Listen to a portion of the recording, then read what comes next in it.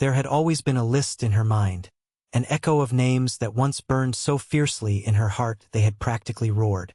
Over time, many of those names faded or were crossed off for good, laid to rest by her own hand or by the hands of others.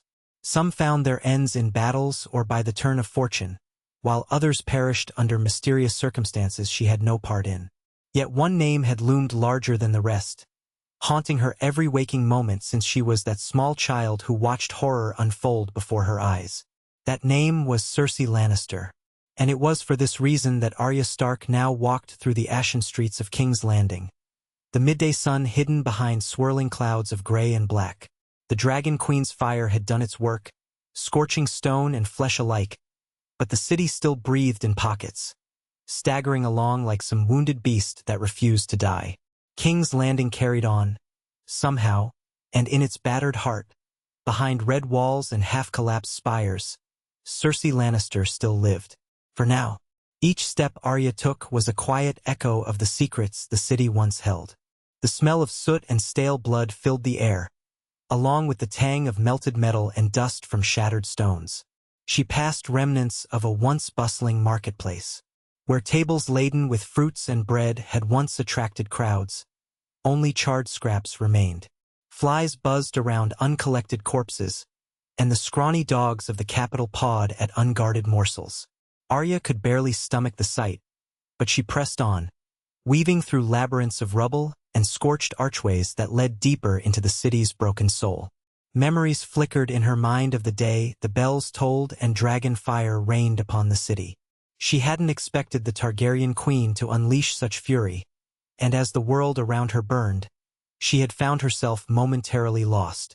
The thirst for Cersei's death had not left her, but it had been overshadowed by raw survival instinct. Days had become nights filled with death, fear, and unstoppable flames. In the aftermath, when the ash finally began to settle, the city was left with only shards of the regal beauty it once flaunted. Yet as broken as the capital was, it still housed the source of Arya's final reckoning.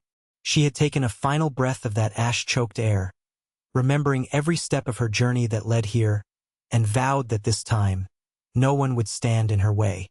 Every alley held its own horror. She passed a crumbled building where a family had lived but was now a black skeleton of stone and wood. A wilted flower, perhaps once set in a clay pot on a windowsill, lay crushed beneath a fallen timber.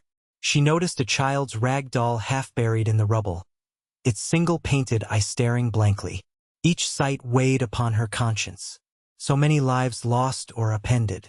Yet amid the tragedy, Arya's resolve hardened.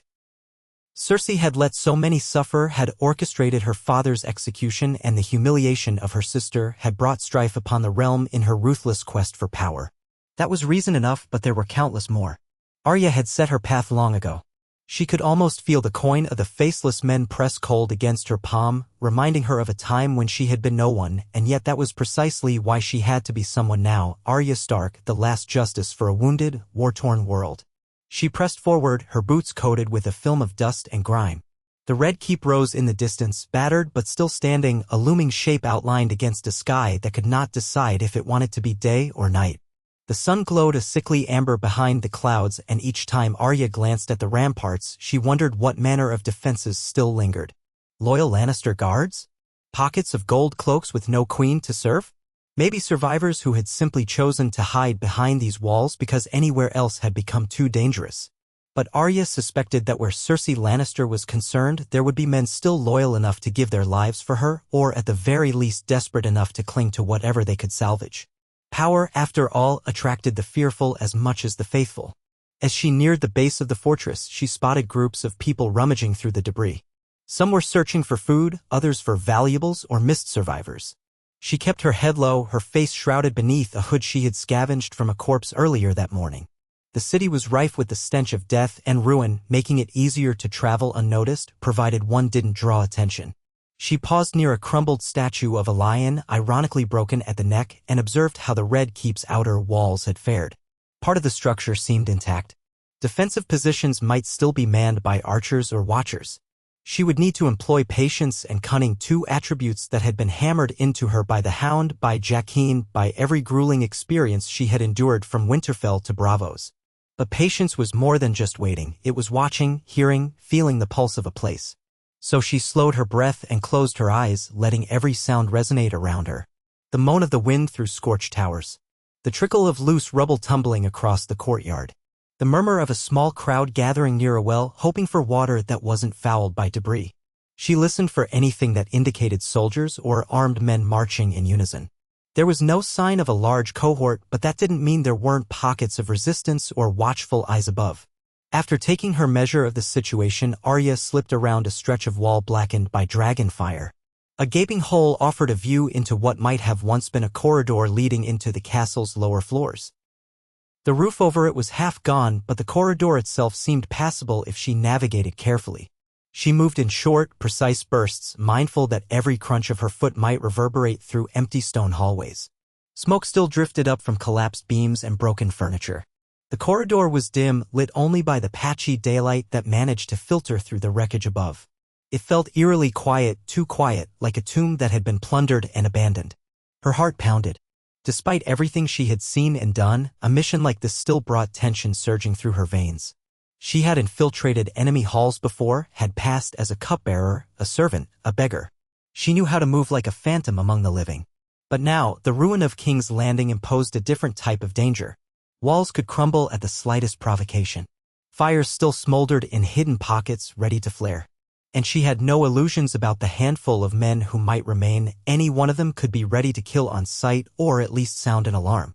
Arya pressed on, step by measured step, until she reached an interior stairwell that descended into near darkness. She took a moment to let her eyes adjust, ears straining for any sign of guards below.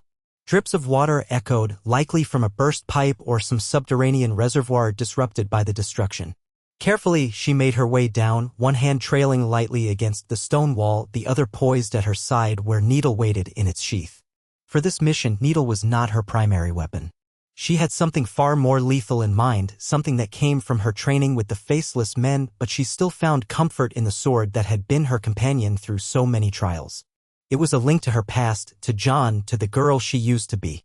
Down in the darkness, the air grew colder. She heard scuttling rats, perhaps.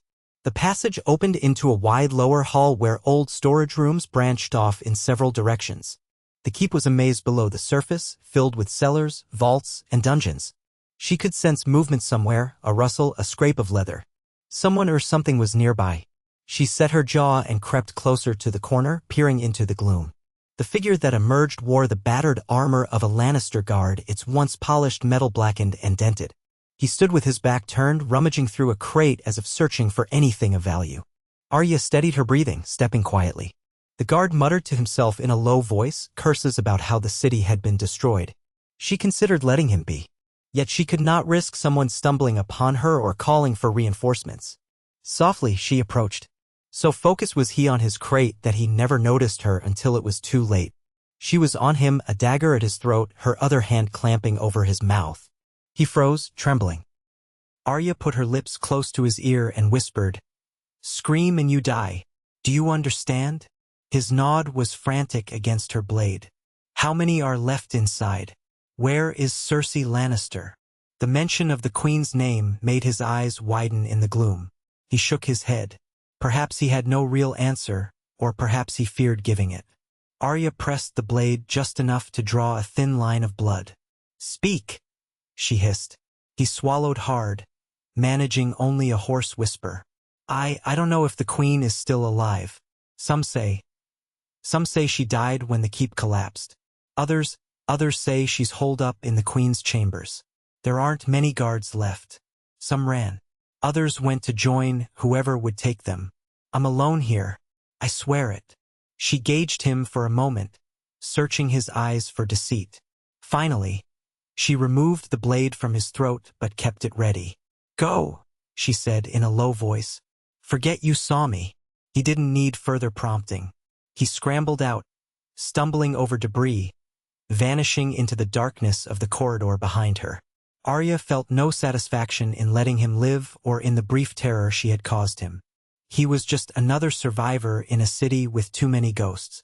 Still, caution pulsed in her mind. If he was wise, he would flee and never mention her. If not, well, she'd handle that if it came to pass. Pressing on, Arya crept through the lower bowels of the keep, searching for a staircase or hidden passage that would bring her closer to the heart of the fortress. Even in ruin, the Red Keep was a fortress designed to confuse intruders. She remembered what she had learned from old stories. Secret tunnels built by Targaryens past, ways for royals to escape or for assassins to slip in. She thought of the catacombs beneath the city. She recalled that Cersei had intended to escape once. Maybe that route was sealed now. The idea that Cersei might be trapped brought a small flicker of satisfaction. A caged lion is easier to confront. Eventually, she found a staircase that curled upward. Its stones were chipped, but they held firm as she climbed. The higher she ascended, the more she found faint signs of activity. Footprints in the dust, a half-burned torch tossed aside. Nothing indicated a large group, but she guessed a few remained, perhaps around the queen, if indeed Cersei still breathed. The very thought that Cersei might be dead already caused an involuntary anger to rise in Arya. The woman's fate was hers to deliver. She had not come so far and endured so much only to find the job done by dragon fire or falling rubble. At length, the staircase opened onto a half-collapsed hallway that looked out over a courtyard. Part of the floor was missing, revealing the scorched courtyard below where a toppled statue of King Aegon the Conqueror lay in pieces. When Arya stepped out, she saw a swirl of ash dancing in the air, drifting on a wind that made the ruined banners overhead flap weakly. A few Lannister sigils still clung to the walls, singed at the edges. She scanned the corridor, noticing a pair of large doors ahead. One door had been blown inward off its hinges while the other stood at an odd angle. She paused, considered going around, but decided to slip through. On the other side, she found a grand gallery, or what remained of it. Ornate arches rose on either side, their carvings blackened but intact. The floor was littered with glass from shattered windows. A faint pattern of mosaic tile peeked through the rubble, depicting some forgotten scene of royal triumph. The columns that stood had cracks running up their lengths, and in some places entire chunks had fallen away, leaving heaps of marble. The once gilded ceiling had caved in large sections, letting the sickly daylight stream down in dusty beams. Arya moved along one side, stepping over broken beams and drifts of ash, every sense alive with caution. Once, this gallery might have echoed with the footsteps of courtiers, the rustle of silks, the murmurs of highborn ladies and lords. Now it felt like a graveyard for a dynasty that had sown destruction wherever it walked. At the far end of the gallery, she spotted movement, a lone soldier leaning against a pillar. His armor bore the lion sigil, though scratched and smeared with soot. He had a spear in one hand, and his shoulders sagged as though exhaustion weighed heavily upon him. She couldn't see his face from this angle, but his posture told her he was more watchman out of habit than out of duty. Possibly all the fight had left him. Arya weighed her options. She could kill him silently, or she could attempt to slip past. If she wanted to remain a shadow, the latter might be wiser. Yet she remembered that sometimes the quietest way to proceed was to ensure no voice remained to speak of her presence. Before she could make up her mind, the soldier's head snapped up, alerted by something in the wind or an errant noise. He turned, searching the darkness of the gallery. Arya froze behind a fractured statue base, controlling her breath. The soldier must have sensed something amiss, for he took a cautious step forward. Her mind raced. A direct confrontation might risk a cry that would bring others. But if he investigated thoroughly, he would find her regardless. She had no illusions about running back the way she came. He'd see her instantly. Silently, she drew a small throwing knife she kept at her belt, a legacy from her Bravosi training. She slid a fraction to the side, lining up her shot. The soldier crept closer, leaning forward, his eyes narrowing at the deep shadows. He never saw it coming. Arya's knife flew, catching him in the throat. He let out a choked gurgle, dropped his spear with a clatter, and sank to his knees. She rushed forward, pressing a hand over his mouth. His eyes bulged, tears forming as he gasped his last. With a quiet rasp of steel, she retrieved her knife. She lowered him to the ground, letting him slump against a broken column. Another life ended, another step closer to her goal. The memory of the faceless men's teachings rose in her mind. The many-faced God takes, the many-faced God gives. In that moment, she felt neither regret nor satisfaction, only a cold acceptance. She was the instrument of justice she believed the gods had abandoned this city to. She pressed on. A short hallway led to a flight of stairs that circled up toward the upper levels of the keep, presumably to what remained of the royal quarters. Arya moved swiftly but carefully. The hush of these corridors was as eerie as any crypt she had explored in Winterfell. She recalled the numerous times she had imagined striking Cersei down back when she was still a girl forced to serve Lord Tywin or scramble through Flea Bottom in rags. So many nights she had replayed her father's death, the smug look on Cersei's face as Sansa wept. The tragedy of House Stark had been orchestrated by more than one puppet master, but Cersei had always been front and center, a mocking reflection of everything a queen should not be. That old fury was a coal in her chest, and she stoked it carefully, letting it guide her but never rule her. She could not afford mistakes. At the top of the stairs, the corridor opened into a partially collapsed hall. Rubble blocked the main route, but a smaller side passage remained accessible. She weaved through the wreckage, feeling the closeness of the walls as if they pressed inward. She had no real map of these corridors, only the vague recollections gleaned from stories and from her time disguised as a servant in the keep's lower levels. But those memories were scant. The Red Keep was large, and she had never been this high except as a child and only in the presence of others. She paused to examine a destroyed door that once might have led to a solar. Now it opened into a void of rubble and charred tapestries. Moving on, she found a narrower set of steps that soared upwards. She ascended quickly, one hand brushing the wall for balance. Her heart quickened.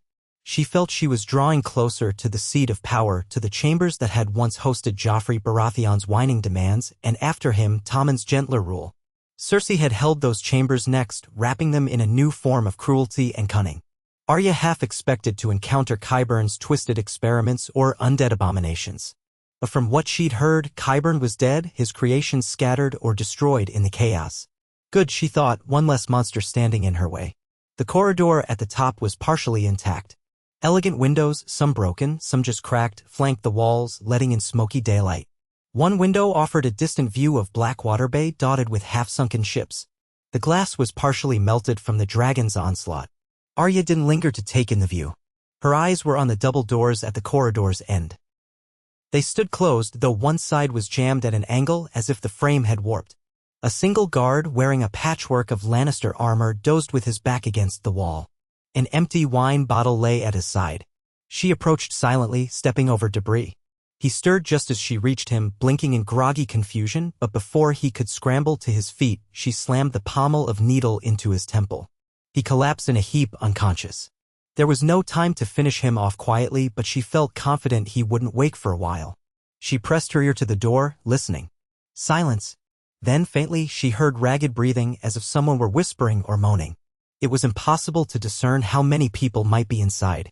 Slowly, she tested the door. It was stuck, requiring a careful shove. She wedged her shoulder against it, pushing just enough to slip through. In the gloom of the chamber beyond, she saw the remnants of opulence. Torn draperies of crimson and gold, an upturned table with gilded legs, scorched candelabras. Broken vases littered the floor along with shards of glass from a shattered mirror. The air smelled of stale smoke and spilled wine, with an undercurrent of sweat and fear. A grand bed sat at the far end of the chamber, its canopy partially collapsed. Debris had fallen through the ceiling, leaving a ragged hole that revealed the sky above, ash drifting in the gloom like phantom snow. And in the midst of all this, Cersei Lannister sat on the edge of that bed, her once radiant hair dulled by dirt and ash, her lips parted in a silent lament. She wore a tattered gown, the lion's sigil undone at the seams. Her eyes stared at nothing, haunted, sunken. She did not look like the imperious queen who had once ruled over these halls with an iron will and a sharper tongue. She looked like a woman broken by the weight of her failures, her losses, and the unstoppable might of dragonfire. For a moment, Arya's breath caught.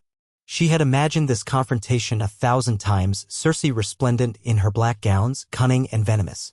Instead, here was a husk of that woman, trembling in the remains of her power. But memory was a force that could not be denied, and Arya recalled all the horrors, the cruelty, the betrayals that had led to this point. She stepped forward, her hand closing around the hilt of her dagger. Cersei seemed to sense a presence. Slowly, her gaze lifted, meeting Arya's eyes. Recognition flared. Arya could see the flicker of old arrogance rising in Cersei's face, then wavering under the exhaustion and shock of seeing a girl she might have thought long dead. "You," Cersei managed, her voice rasping like a dull blade across stone. "I remember your face. How are you?" she coughed, pressing a hand to her chest. Arya said nothing at first, letting the moment sink in. She took another step, the dagger ready. She considered the many ways she could kill Cersei, the lines in her mind that had blurred over years of violence. "I'm Arya Stark of Winterfell," she said, her tone cold, but steady. "And you know why I'm here." A spark of that old Lannister fire flickered in Cersei's eyes. "You want vengeance, like your father, like your brother, like the rest of your wretched family. You've come so far, only to find there's nothing left to take. The throne is ashes, girl. I am ashes." Arya moved closer. She could feel the tension coiling in her muscles, the primal readiness that came from all her training, the single-minded resolve that had once led her to slay the Night King's champion. "I'm not here for thrones," she said, her voice nearly a whisper. "I'm here for you." Cersei's gaze flicked to the broken doorway, as if she considered calling for help. But she knew no help would come.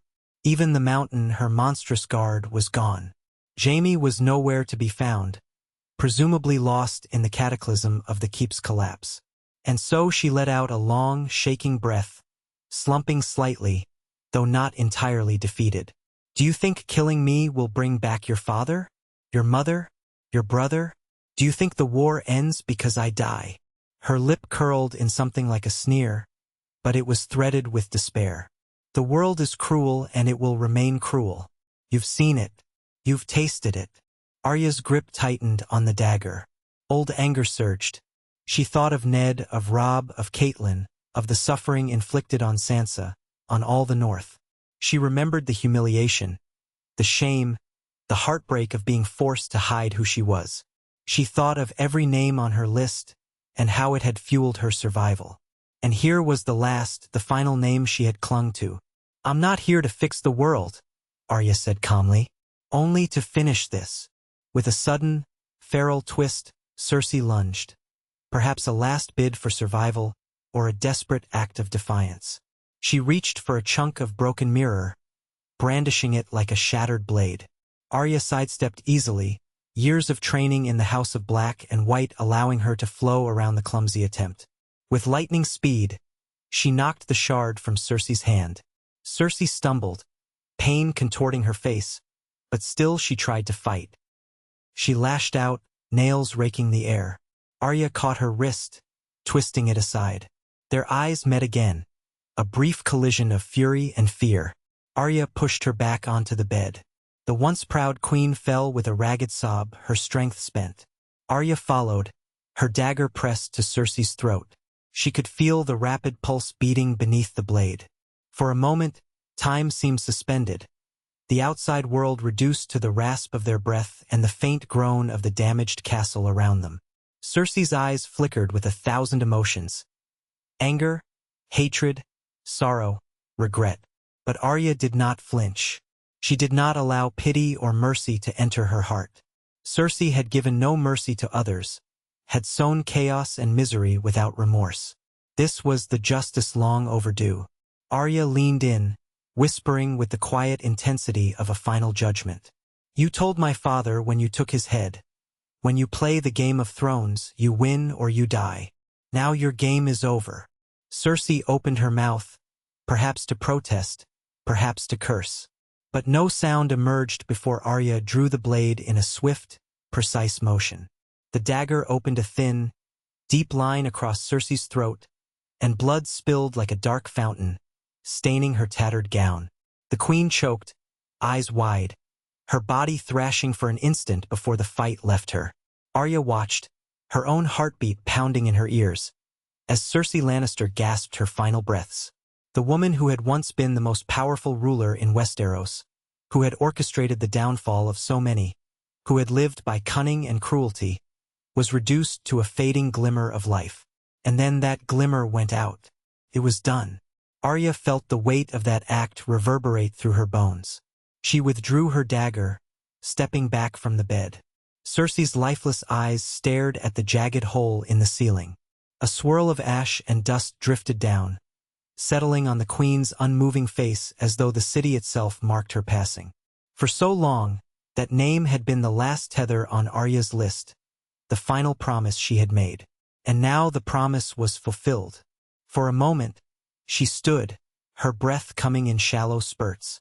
She expected a rush of triumph or relief, but she felt only a vast emptiness, a sense that the final door to her old life had closed. It was the same hollowness she felt after avenging her mother and brother. Vengeance, once attained, left a vacuum. Where would she go from here? Who was she now if not the girl with a list? A muffled sound at the doorway snapped her to attention. She spun, dagger raised, to see a figure standing in the shadows.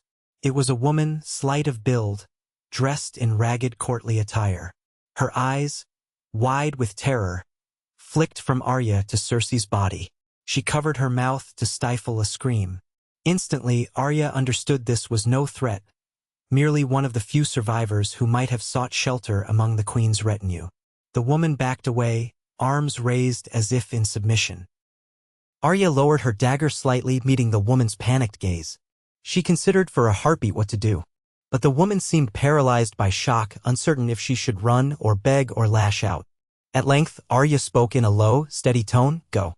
There's nothing left for you here." She turned away, no desire to shed more blood unnecessarily. She heard the woman shuffle away, a quiet sob escaping her lips. Perhaps word would spread that Arya Stark had come for Cersei. But would that even matter now, with the city in ruins and Daenerys Targaryen's claim up in the air? The realm was in chaos with no certain future. Yet Arya had never served the realm in that sense.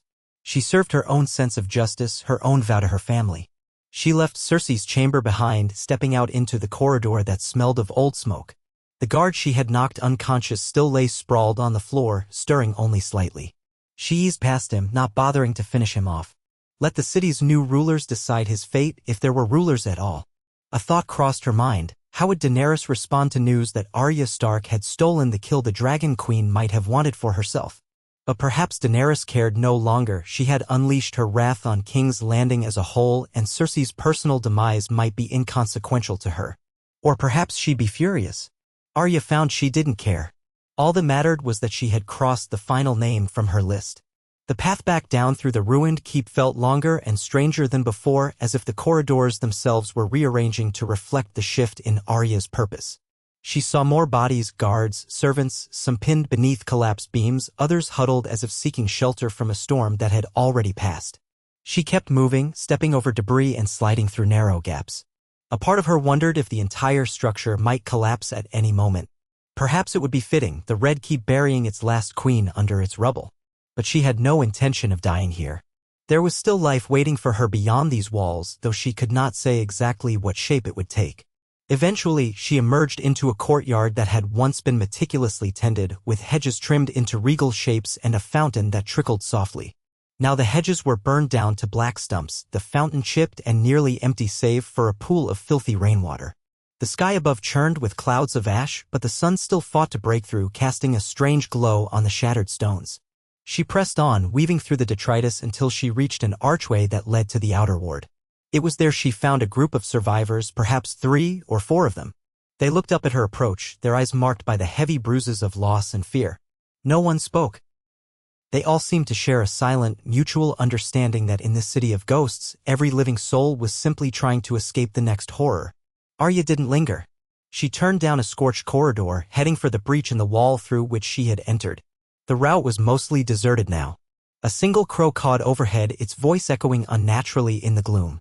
She paused near a collapsed archway, taking a moment to calm her breath. Her mind was a kaleidoscope of memories, the faces of her family, the cunning grin of Littlefinger as she recalled slitting his throat, the fearsome hush of the Hall of Faces in Bravos, the bitter wind of the north, the silent snows of Winterfell. And always, in the shadows of those recollections, the name Cersei Lannister. For so long it had been the final piece in her puzzle of vengeance. Now that piece lay behind her in a cooling pool of blood. Steeling herself, she slipped out through the break in the outer wall, navigating the rubble-strewn streets. The city beyond was no more welcoming than the keep. Loose packs of survivors moved like ghostly processions, searching for food, water, or a way out. The stench of decay lingered, though with the fires dying down, at least the city seemed less apocalyptic than it had on the day of the dragon's wrath. Arya kept her hood drawn, head lowered. She recognized in herself a desire to be gone from this place, to never look upon its broken spires again. She pressed eastward, threading through lanes that had once been full of hawkers and fishmongers, stepping over shattered crates and broken shutters. Small columns of smoke still rose where pockets of fire had caught timber. She spotted a group of frightened small folk gathered near a well with a rope and bucket. Their faces were smudged with ash, their clothes in tatters. Mothers cradled crying children. Some men held battered swords, though they scarcely seemed capable of fighting. A hush came over them as Arya passed. Perhaps they could sense the danger around her, or simply recognized her expression as one who had killed recently. She offered no threats, no words. She had no conflict with these people. She left them to their struggles, slipping away into the deeper alleys. At last, she reached the southern gate, or what remained of it. The portcullis was half melted, the gatehouse partially collapsed. Chunks of iron littered the approach, and bodies lay strewn about in various states of ruin. The scene was reminiscent of a battlefield only recently vacated by the living. With great care, she navigated around the debris, stepping over a fallen horse's carcass that had begun to bloat in the heat. Flies buzzed thick in the air, and the sun glared angrily through the swirling dust. Outside the gate, she paused on a bluff that overlooked the main road leading away from King's Landing. The horizon stretched out in a haze, tinted red by the swirling dust. She recalled coming down this road not too long ago with vengeance in her heart. Now she would leave with that vengeance sated, yet her spirit was troubled. She thought of Winterfell, of her siblings Sansa, Bran, and Jon, wherever he might be now. She wondered if she should return to them or if she should take another path. Once, after slaying the Night King's champion, she had toyed with the idea of heading west of Westeros, exploring the uncharted seas. But the call of home had drawn her back then. Now, after avenging her family's greatest enemy, she was adrift in a way she had never felt before. A single tear threatened to escape as she thought of Ned Stark's face, remembered how he had taught her to hold a sword, how he had told her she would live a different life from her sister. She closed her eyes, letting the memory settle, merging with the realization that her father's killer had finally been brought to justice, by her hand no less. For all the satisfaction that might bring, it also felt like she had cut away a part of herself that had kept her going for so long. Now she stood on the edge of an uncertain future, free from her mission but bound by the ghosts of her past. With a deep breath, Arya began her journey away from King's Landing. The road was clogged with refugees, men, women, children, all fleeing the ruined capital. Many bore wounds, both physical and emotional. The smell of fear clung to them like sweat. Some recognized her as a stranger but offered only wary glances. Nobody asked for her name or her purpose. In this broken realm, everyone had lost something and no one had the energy to pry. Arya slipped among them, just another traveler headed somewhere else. She took no mounts, the stable in the city had likely been burned or seized. So she walked, letting the miles pass underfoot. Her heart pounded in a steady rhythm with each step, the echoes of that final moment with Cersei resonating in her mind. Now and then she allowed her thoughts to wander, analyzing the reality that a chapter of her life had closed. No more chanting the name Cersei Lannister before sleeping at night. No more speculation on when and how the kill would occur. It had happened as inevitably as winter coming to the north. The refugees ahead thinned out near a small stream where they clustered to drink and wash. The water was muddy, but it was wet. Arya knelt to quench her thirst, the liquid tasting of silt, but it was enough to soothe her parched throat. The cut on her forearm, a scratch from the rubble, stung as she rinsed it. After a moment, she found a relatively clean patch of cloth in her pouch to wrap it. Memories flashed of the war camps, of the kindly huntsman who once bound her wounds on the road to the twins, of Gendry forging swords in a smoky smithy. So many journeys, so many lost friends. She rose, scanning the faces of those around her. If any recognized her as Arya Stark, they said nothing. She was just another survivor of this madness. She turned north, deciding by instinct rather than logic. The north was her blood, her root. Perhaps she would find her siblings there.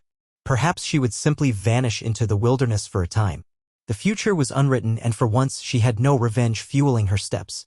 As the hours stretched into late afternoon, the sun finally pierced the last of the clouds, casting golden light upon the plains beyond King's Landing. The city in the distance looked like a broken crown upon a savage landscape. Smoke still rose from several spires, curling into the now blue sky. Arya paused briefly on a hill, glancing back over her shoulder to see the city's silhouette. A single thought bloomed in her mind: if only her father could see that justice had been done. But her father was long gone. Only the living could bear witness to the cycles of vengeance and retribution. The heat of the day slowly ebbed, replaced by the cooler air of evening. She found a copse of trees near an abandoned farmhouse to rest. The farmhouse roof was half-caved and the door hung loose. Inside, the stench of something dead forced her back out. She made camp in the yard under the twisted remains of an ancient oak. Gathering kindling from the orchard, she managed to start a small fire. The crackling flames offered a faint sense of comfort. She cooked a piece of dried meat she had scavenged earlier, munching it without appetite.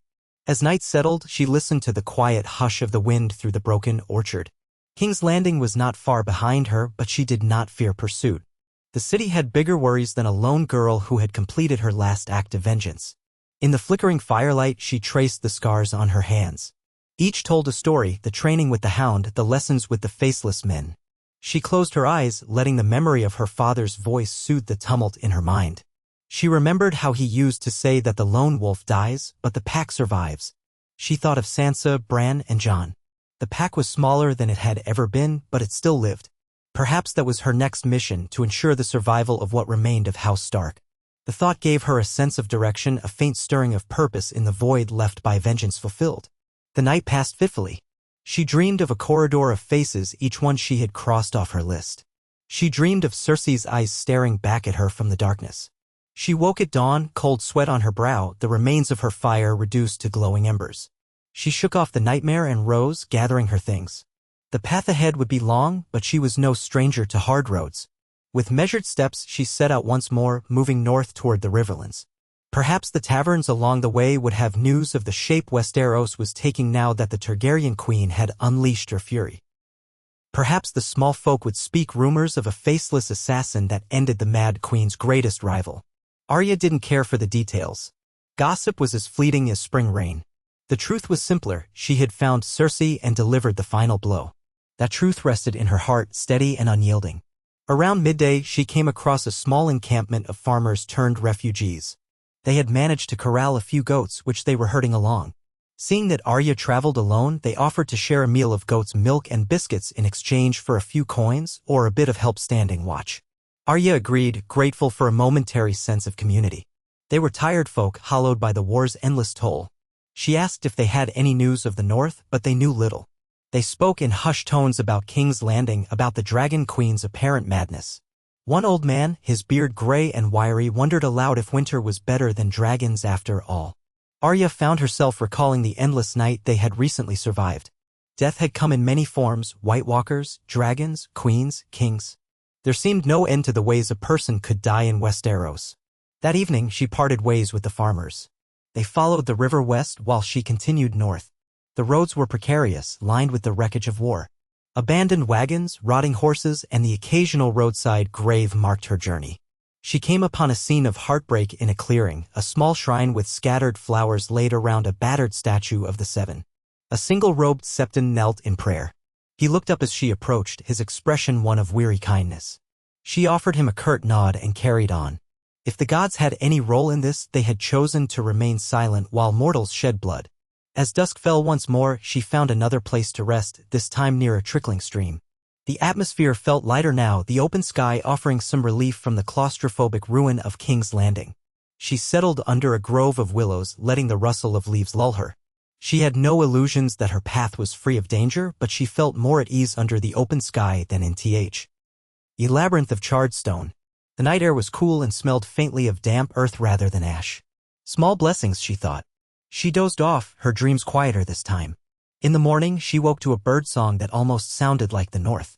Packing her scant belongings, she pressed onward. Each day that passed, the memory of Cersei's final moments receded a bit farther, fading into the tapestry of Arya's life experiences. She did not forget, she never would, but the raw edge of that vengeance softened, replaced by a cautious curiosity about what lay ahead. Some days later, she reached a crossroads where an old sign pointed in one direction to Harrenhal, in the other to Riverrun. The signpost was blackened by old fires and the names were barely legible. She stopped, remembering the cruelty she had witnessed at Harrenhal, the ghosts that haunted its melted towers. Riverrun, on the other hand, was the seat of House Tully, her mother's kin. If Edmure Tully still held it, perhaps she might find shelter there or news of her siblings. She turned her steps toward Riverrun, the Tully fish emblem painted faintly in her mind. She recalled visiting once as a child, that naive sense of family gatherings. So much had changed since then.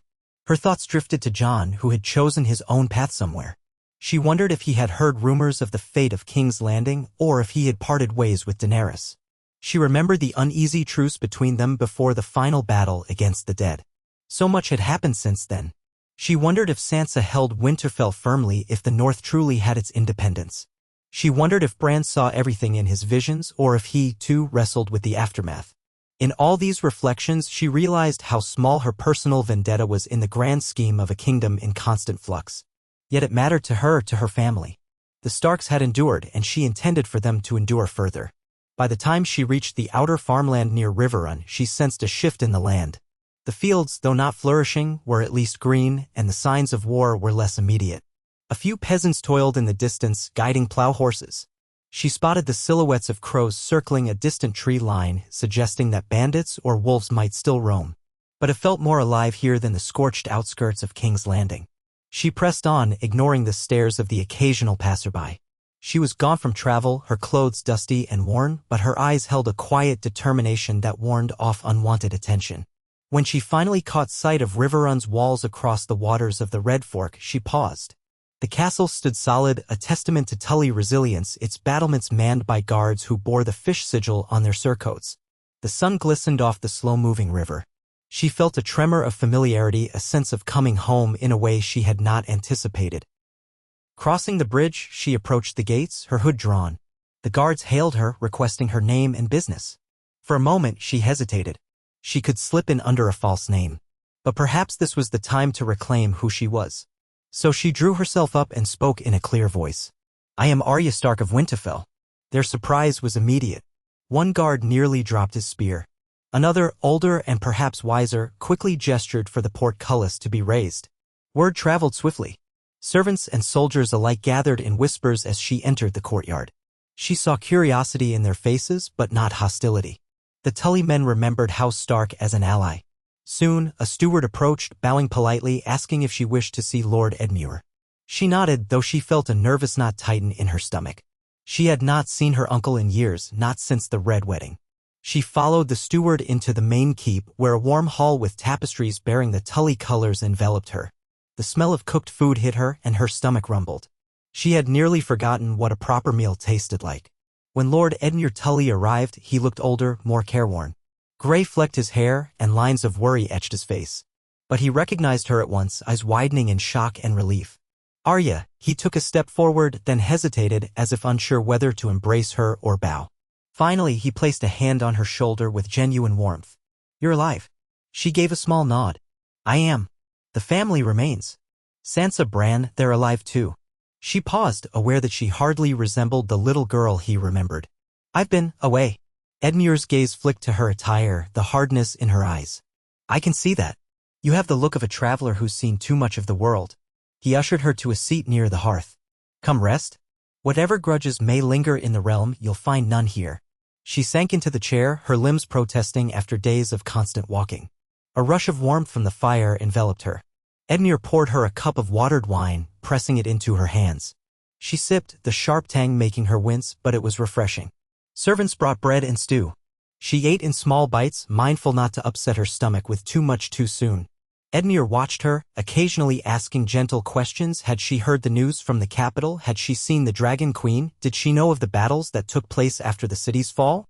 Arya offered sparse answers, her voice subdued. She admitted she had been in King's Landing, but did not mention Cersei's death. If rumors came, they would come in time. She was not eager to claim the kill publicly.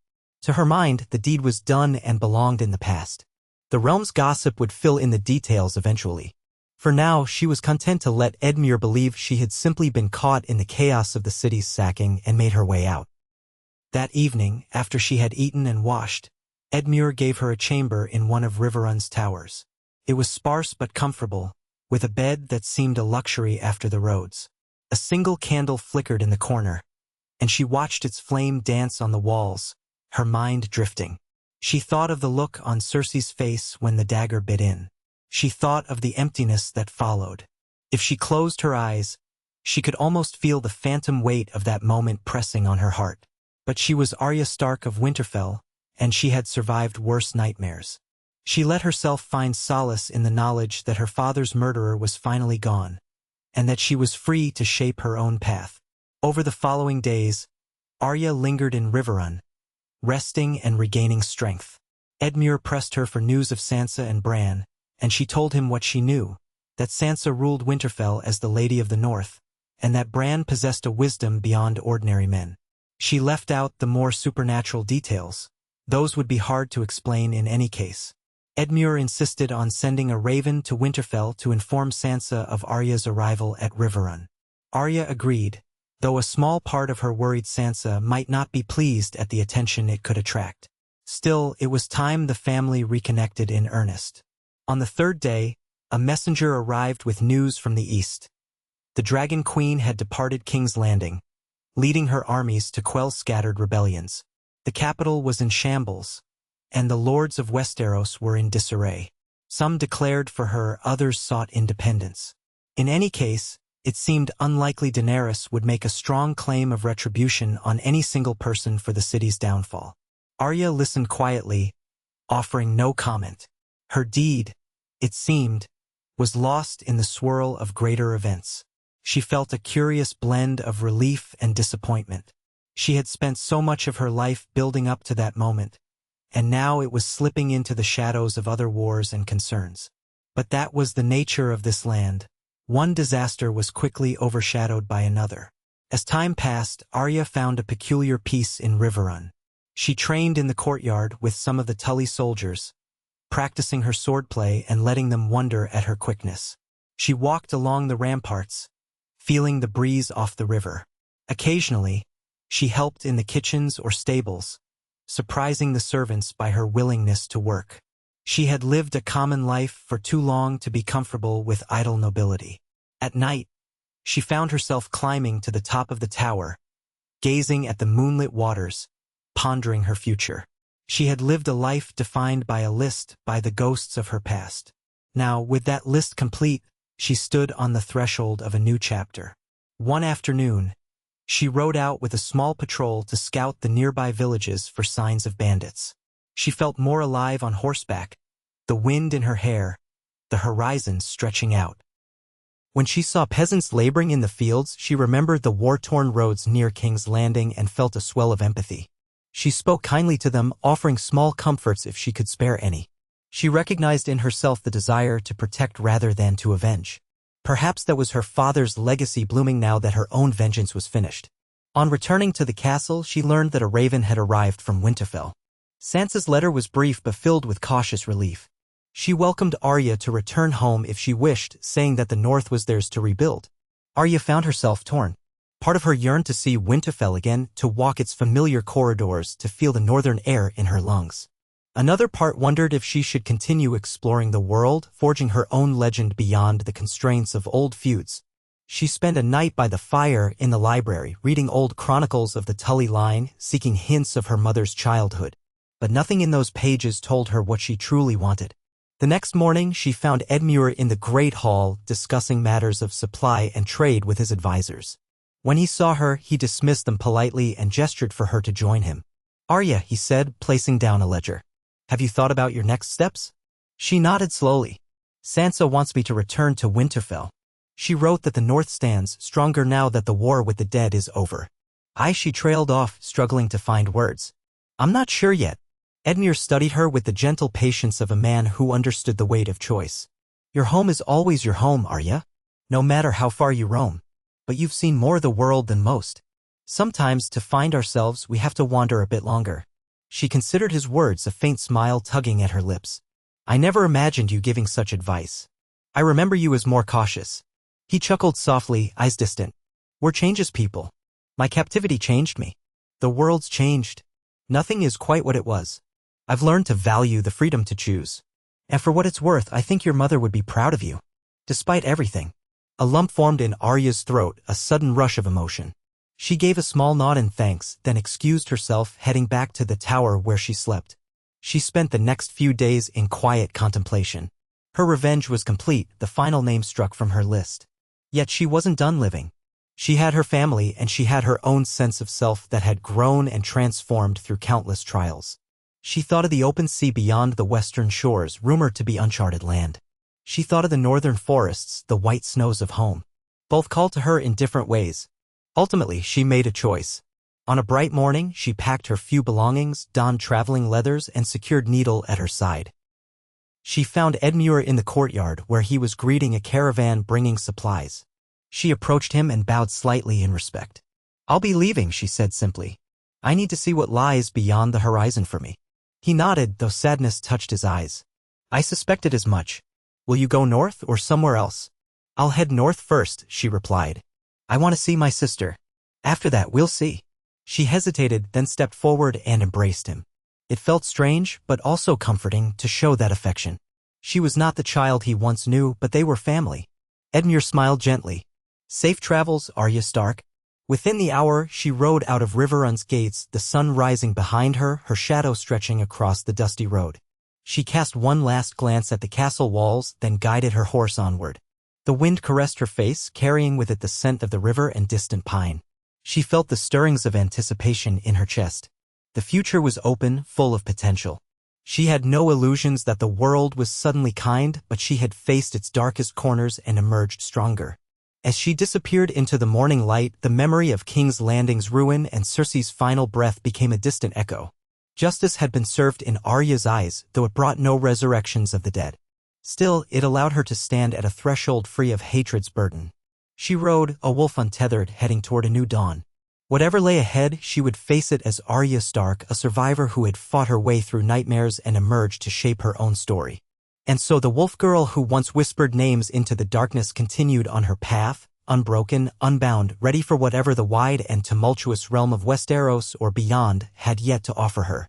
Arya woke before dawn on her first day riding north from Riverrun, the dream of Cersei's lifeless eyes clinging to her mind like a damp chill. She rolled onto her side in the small tent a servant had lent her, pressing a hand against the packed dirt floor. The journey through the Riverlands would be easier than it had been traveling from King's Landing, but she felt a tension in her limbs that warned her she was stepping into another unknown. No matter the roads or the new day's brightness, she carried the weight of the final kill in her bones. She rose, dressed in her worn leathers, and stepped outside, exhaling in the cool half-light.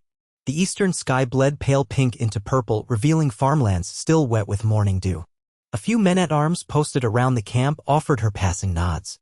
They recognized her at once now. It was no secret in Riverrun that a Stark had arrived. Even if they hadn't all seen her face up close, they would have heard the stories. Lord Edmure Tully's niece, a girl rumored to have survived countless perils.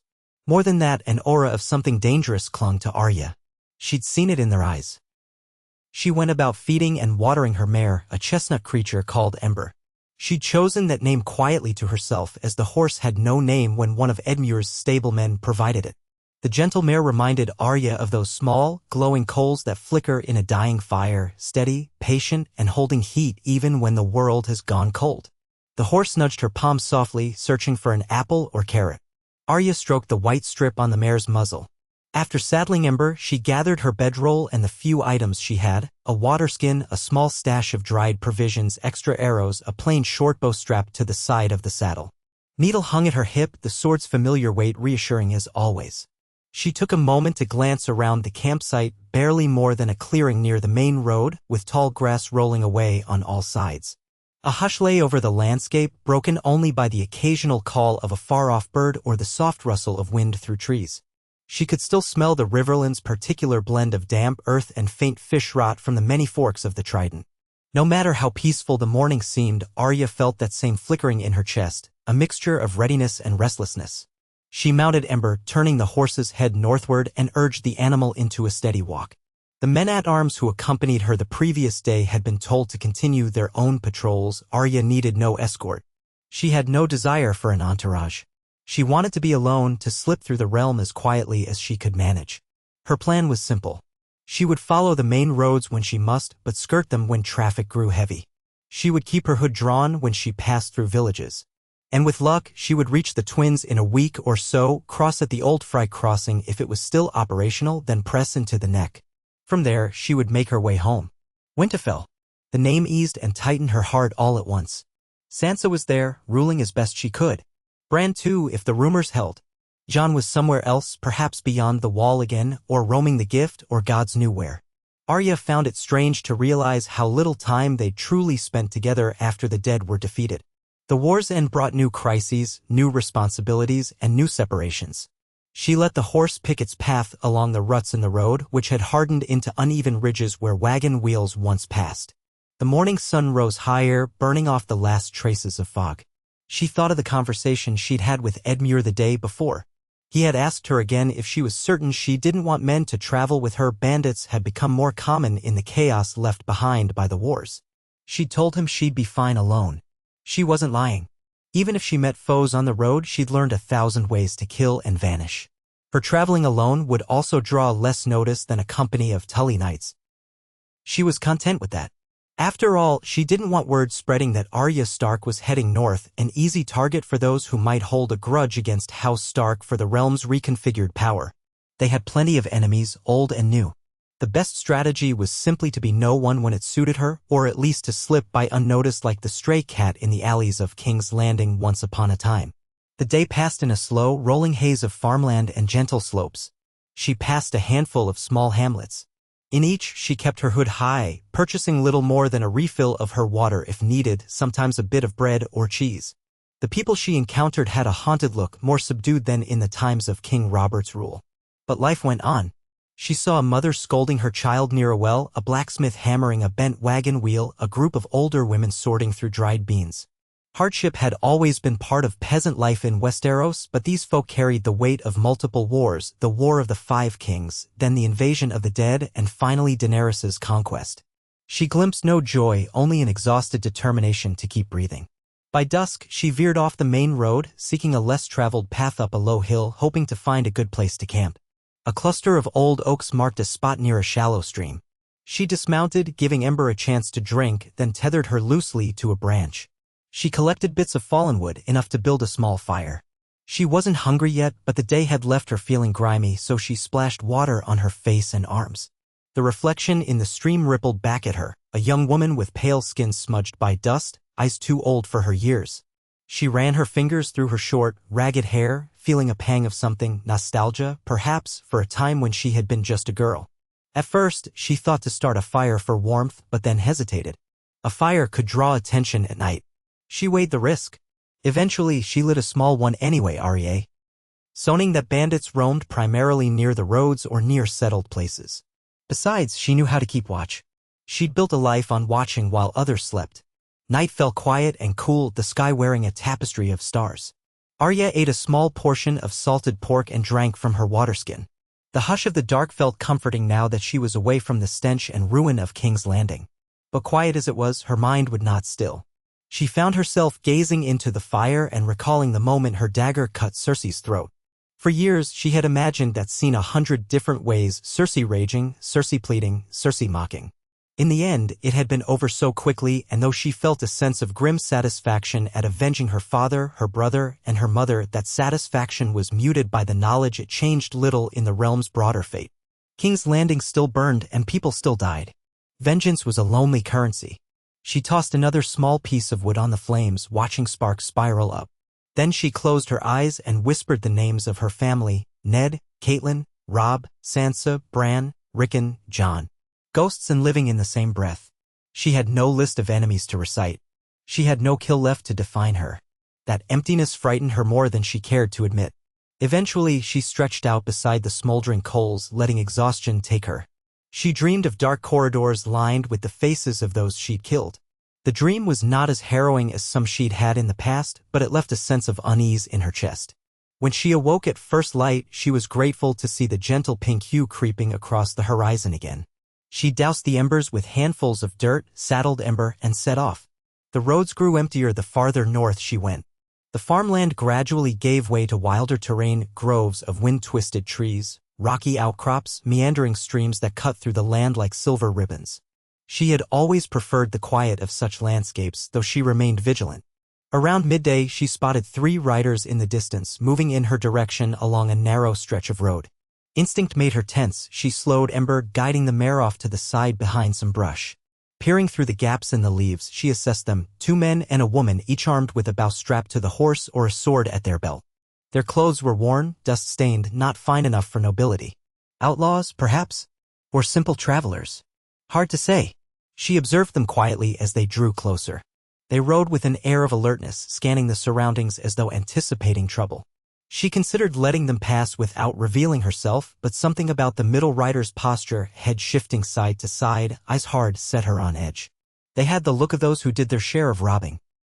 As they neared the copse of trees where she was hidden, the middle rider signaled the others to slow. Arya could hear the creak of leather, the snorting of horses. She tensed, hand resting on Needle's hill. One of them, an older man with patchy hair, spoke in a low voice that carried in the still air, "Might be we can catch a traveler or two up this way. Not many, but if they come from Riverrun, they could have coin." The woman, scar across her jaw, grunted. "We're running low on supplies. We can't keep picking off scraps. We need a bigger score or else we'll be the ones starving." Arya's lip curled. Bandits then. She debated letting them pass and avoiding confrontation. Yet she didn't like the idea of them roaming the roads, preying on small folk. She recalled the times she'd been helpless, saved only by luck or the intervention of someone stronger. She weighed her options. If she let them be, more innocents would suffer. If she confronted them, it would be messy. But she'd learned from the Hound that sometimes a swift strike was the only mercy. And these three didn't look like the type to be easily reasoned with. Gathering her nerve, she eased off Ember, making sure the mare stayed quiet behind the brush. She slid into the deeper shadows, creeping in a wide arc so she could approach them from the side or behind. The group had halted near a bend in the road, dismounting to check something on the ground, a set of footprints, perhaps. They spoke in hushed tones, scanning the terrain. Arya used the tall grasses and uneven land as cover, stepping lightly. All those lessons and bravos about how to move silently came back. Her heart drummed in her ears, but her body felt cold, precise. She paused behind a low bush that gave her a good vantage. The bandits were only about 20 paces away. One rummaged in his saddlebag, the woman looked around warily, and the older man muttered curses. Arya saw their swords, noticed the nicks and rust. These were not highborn knights. They might be dangerous, but they were not disciplined. She knocked an arrow on her short bow, took aim at the older man first. He seemed the leader. In a fluid motion, she rose and loosed the arrow. It whistled through the air, sinking into his side. He let out a cry, stumbling back, clutching at the wound. The other two shouted in alarm, whirling around. Arya knocked another arrow so smoothly it felt like second nature. The second arrow flew, striking the younger man in the thigh before he could draw his sword. He collapsed, swearing, blood seeping between his fingers. The woman, faster than the others, ducked behind a horse, yanking her sword free. Arya stepped sideways, using the brush for partial cover, an arrow already set to string. But the woman rushed forward, trying to close the distance. Arya loosed. The arrow grazed the woman's shoulder instead of hitting square, and the bandit staggered but kept coming, fury in her eyes. Arya let the bow fall around her shoulder and drew needle. The woman slashed wildly, an overhead blow meant to take Arya's head if she were sloppy. Arya sidestepped easily, her lithe form spinning away from the strike. She countered with a thrust, but the bandit twisted, blade clanging against needle in a bright arc of steel.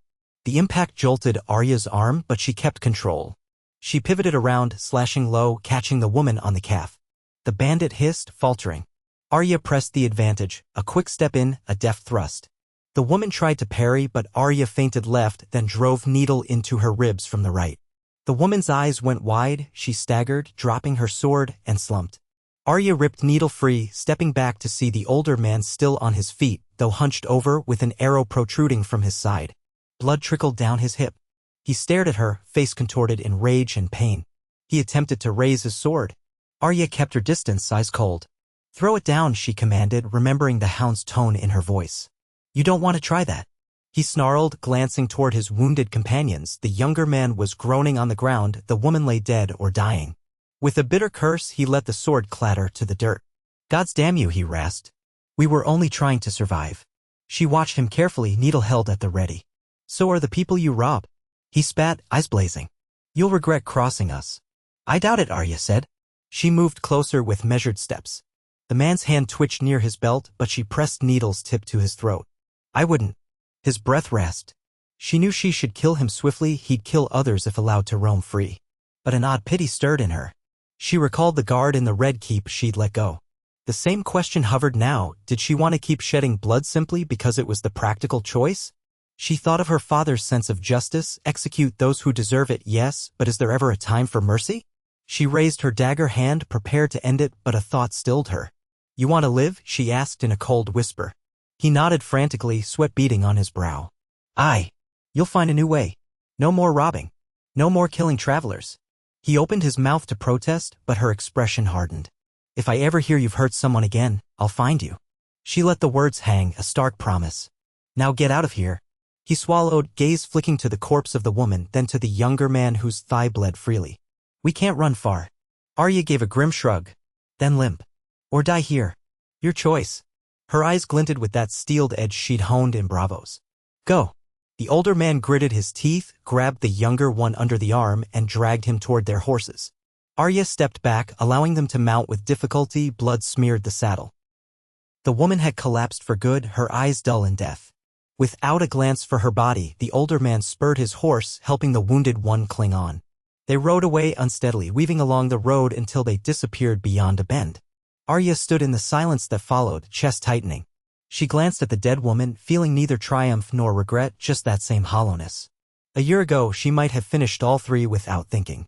But something in her changed, perhaps after the war against the dead, or perhaps after finally crossing that last name off her list. Or maybe it had been changing for a long time. She refused to define herself solely by death any longer. Still, she wondered if she was only postponing the inevitable, that man would likely revert to banditry or die on the road. Either way, the realm was cruel. Without ceremony, she wiped her sword clean on a patch of grass. She considered burying the woman, but the ground here was hard and stony, and the effort might take hours. In all likelihood, scavengers would find the body. She settled for rolling it off the main road, leaving it near a patch of scrub. Then she returned to her mare. Ember tossed her head uneasily as though sensing the bloodshed. Arya patted the horse's flank, whispering a few calming words. She left the scene behind. The sky grew overcast as the hours passed. She rode in a quiet haze, letting her mind drift to the notion of what her life might look like at Winterfell. Once she arrived, would Sansa welcome her into some official role, like a lady of the court or a counselor? The very idea made Arya's skin prickle with discomfort. She was no lady. She had never fit that mold, and she wanted no part in the intrigues of governance. Sansa was better suited for it. Perhaps Arya would simply linger a while, see her family, and then depart again, westward or anywhere else. She remembered the idea of going beyond the known seas. It called to her like a distant star, promising a freedom from the cycles of blood and betrayal that haunted Westeros. As evening approached, the sky threatened rain. She found shelter in a derelict barn near the crossroads. The roof had enough holes that it barely counted as cover, but it was better than nothing. She ate a meager dinner, leaning against a half-rotten beam, listening to the patter of rain on old wood. Her thoughts wandered to Gendry, remembering how she'd left him in the wake of the Night King's defeat. He'd wanted her to stay, but she couldn't. She'd been so full of purpose, Cersei's name, the list, everything that drove her on. Now that purpose was gone, and she wondered idly what had become of him. Was he forging weapons in Storm's End, or had he joined a new campaign with Daenerys? She had no easy answers, only the hush of rain and the ache of memory. Outside, Ember snorted softly, huddling under a portion of roof that still held. On the third day, she encountered no travelers at all. The roads were muddy from the rains, making slow, laborious progress as her mare picked around puddles and slick patches. Midday brought a break in the clouds, revealing wide swaths of farmland in the distance. She recognized the path that would lead toward the twins, though she had mixed feelings about that place. The memory of the red wedding lingered, the betrayal that cost her mother and brother their lives. House Fry had paid for that eventually, but the seat itself remained. Who claimed it now? Rumor was that the phrase had been nearly wiped out by the North's vengeance after the Battle of the Bastards when the Stark forces regained power. Some said a distant Fry cousin or two still scrabbled for authority, but no one recognized them. The seat was mostly under Northern watch. Arya had not been present for the final purges. She had her own ways of seeking payback, feeding Walder Fry his sons before cutting his throat. A glimmer of dark satisfaction flickered at the memory. Another name she had crossed off. Another ghost in the pantheon of her past. By late afternoon, she glimpsed the silhouette of the twins in the distance. Two massive towers straddling the Green Fork, joined by a bridge. A fortress so plain and starkly ugly that it seemed more wall than castle. She remembered approaching from the south once before, during those doomed journeys with her family. Now she was older, and the realm was changed. As she drew closer, she noted minimal activity along the banks, no sign of large guards or caravans. Perhaps the local population was simply too weary for travel. A few battered tents rose near the castle's southern approach, as though travelers or refugees had pitched camp waiting for permission to cross. Arya decided to observe for a time before drawing attention. She guided Ember off the main track, hiding behind a rolling rise of land. From that vantage, she could see the front gates. 2 men stood on the ramparts, wearing cloaks that looked dark or gray at a distance. They carried spears. The gate itself was down, though it did not appear heavily fortified. She dismounted, patting Ember's neck. "Stay quiet," she murmured. The mare flicked her ears.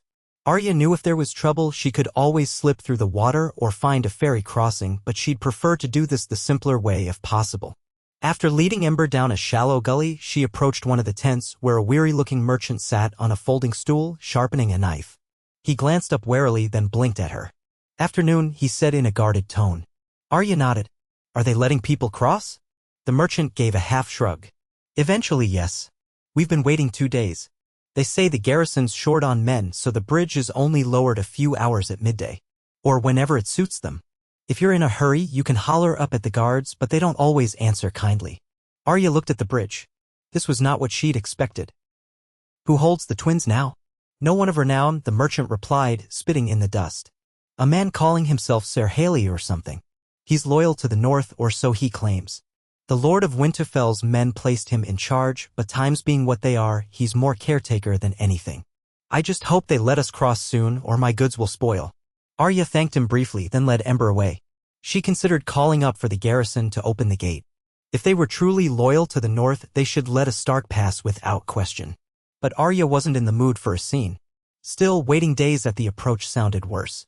She sighed and decided the direct path might be best. She took Ember to the foot of the drawbridge, which was raised. The towers loomed overhead, austere in design, the stone tinted golden in the late sun. She looked up at the ramparts, shading her eyes. One of the guards spotted her and shuffled forward. "Who goes there?" he barked. "A traveler," Arya answered. "I need passage north." He scoffed. "Get in line." The second guard peered down, voice echoing slightly. "We only lower the bridge at midday for small folk. You want to cross now, you'll wait. Or pay." Arya considered revealing herself. She pushed back her hood, letting them see her face, but from so far below it might not matter. "And if I told you I'm Arya Stark of Winterfell?" A pause. The first guard snorted in disbelief. "Arya Stark is dead, or so they said. Or she's off traveling the seas. Or maybe she's 1,000 leagues away. Next you'll say you're the Dragon Queen herself." Arya ground her teeth, feeling the urge to simply scale the walls at night. But she decided to persist. "Go get your commander. If he's loyal to the north, he'll want to hear me. I won't wait 2 days." Muttering rose between the 2 guards. Finally, one disappeared from view. Arya stood in tense silence, ignoring the curious glances from the scattered travelers behind her. A ragged man with a donkey looked on from a safe distance as though expecting trouble. Ember stamped a hoof and Arya patted her, murmuring reassurance.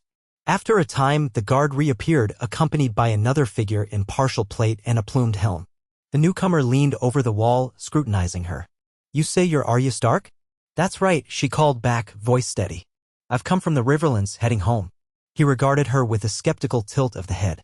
"If that's true, you'll not mind answering a question only a true Stark might know." She was silent a moment. She thought of something only those intimately tied to House Stark might recall. Eventually, she said, "My father once told me the names of the dire wolves etched in the crypts below Winterfell. He said they belonged to our ancestors and that our family's legacy is older than the 7 kingdoms. He said winter is coming, always. And that a lone wolf dies, but the pack survives." She paused. "He told me so in the Godwood when I was little." The commander listened, then conferred briefly with the guard. The conversation was inaudible. Finally, the man called down, "Wait there." In a few minutes, gears cranked, chains rattled. The drawbridge lowered with a groan, connecting the fortress to the southern bank. As soon as it settled, the commander strode across, flanked by a pair of men. Arya saw he was of middling height, his face weather-beaten, a short beard hugging his jaw. He wasn't old, perhaps in his 30s, and the plumed helm under his arm looked more ceremonial than functional. "Let's have a look at you," he said quietly. Arya lifted her chin, letting him examine her face. He studied her with sharp brown eyes, and after a moment, something in his expression eased. "Your face resembles Lord Eddard's." "Those eyes," he nodded slowly. "My name is Ser Hallistone. I was placed in command of the twins after the Freys were driven out. If you're truly Arya Stark, I welcome you, my lady." Arya felt a flash of discomfort at "my lady," but nodded politely. "I am. I don't want to cause a stir, I only want to cross." He gestured for the men behind him to stand aside. "Of course. Please come. You'll cross without delay." He glanced at the handful of travelers farther down the road. As for the rest, well, we can open again tomorrow at midday. We've limited our hours to ensure security. The travelers groaned in disappointment, but Arya didn't linger on their complaints. She led Ember forward, crossing the drawbridge into the courtyard between the two towers. It was strange to be inside the twins without the choking presence of Frey's. The memory of the Red Wedding might have made this crossing unbearable once, but now it felt hollow, distant. Still, her skin prickled at the sense of ghosts in these walls. Ser Halleys guided her through the courtyard, which was surprisingly orderly despite the short-handed garrison. They had some archers posted on the walls, a stable to one side, a small smithy. The smell of horse dung mixed with the tang of cookie. Onions wafted from a kitchen building. We haven't many men, Ser Halleys explained, but we keep watch. Bandits and broken men roam the countryside. We're under orders from Winterfell to maintain peace if we can. Arya took in the scene, watching a stable hand lead a weary horse toward a trough. How long have you been in command? Less than a year, he said with a small, rueful smile. But it feels longer. We've had to chase off a few bands of raiders. Some were old Frey loyalists holding grudges. Others were simply desperate. The realm's a mess. He studied Arya's face. Is it true the Dragon Queen destroyed King's Landing? Arya's jaw tightened. She burned much of it. I was there. It's chaos. His expression turned grim. 7 save us. He looked around as if the weight of that knowledge pressed on him. I imagine the North will brace itself for whatever comes next, though I've heard your sister rules Winterfell with a firm hand. Arya nodded. She does. He paused, as though brimming with more questions, but then he seemed to think better of it. You must be hungry. We can spare a meal before you go if you wish, or even a chamber for the night. The road is dangerous. Part of Arya was tempted to push on, but she felt the day's fatigue and realized it might be wise to accept. She had no great desire to linger in a place so steeped in tragic memories, but a hot meal and a night under a solid roof could steady her for the rest of the journey. She gave a slight nod. Thank you. That would be kind. I'll go at first light. Ser Halleys led her to a small hall, not the main banquet area, which had once belonged to the Freys, but a side chamber that functioned as a guard mess. Inside, a few men sat around a table playing dice. They looked up curiously when Arya entered, their expressions respectful or wary. She ignored their stares, setting her gear aside in a corner. A woman wearing an apron served her a wooden bowl of stew and a heel of bread. Arya muttered thanks, ate quietly. The stew was cabbage and thin broth with lumps of salt pork, nothing fancy, but it tasted better than her road rations. While she ate, Halleys took a seat across from her, removing his gauntlets. I heard tales, he said softly, of how you ended House Frey, Walder Frey in particular. Arya's spoon paused. She glanced at him, then returned her attention to the stew. Tales exaggerate. He inclined his head. Perhaps. But I've also heard that if not for your family, the North, and the Tully Alliance, we'd still be under Frey tyranny here. So, for what it's worth, I'm grateful. I grew up in these lands, a bastard of a minor house. We all suffered at the Frey's hands. Arya felt the old anger flicker in her chest at the mention of the Red Wedding, but she kept her tone level. That night, I lost most of my family. Robbed my mother.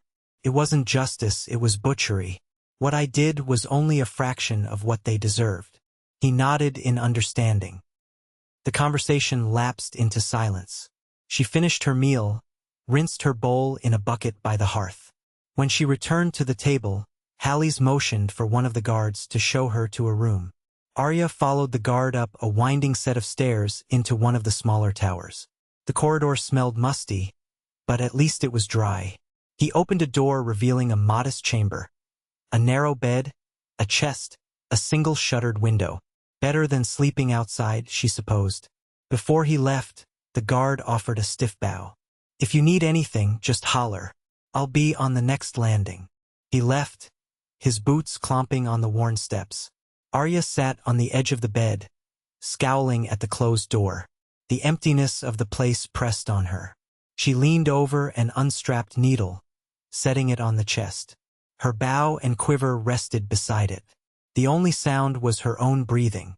She closed her eyes, trying not to remember that it was Walder Frey's halls where her mother's blood soaked the floor, where Robb's direwolf had been slain and his body desecrated. At some point, she dozed off, lulled by exhaustion.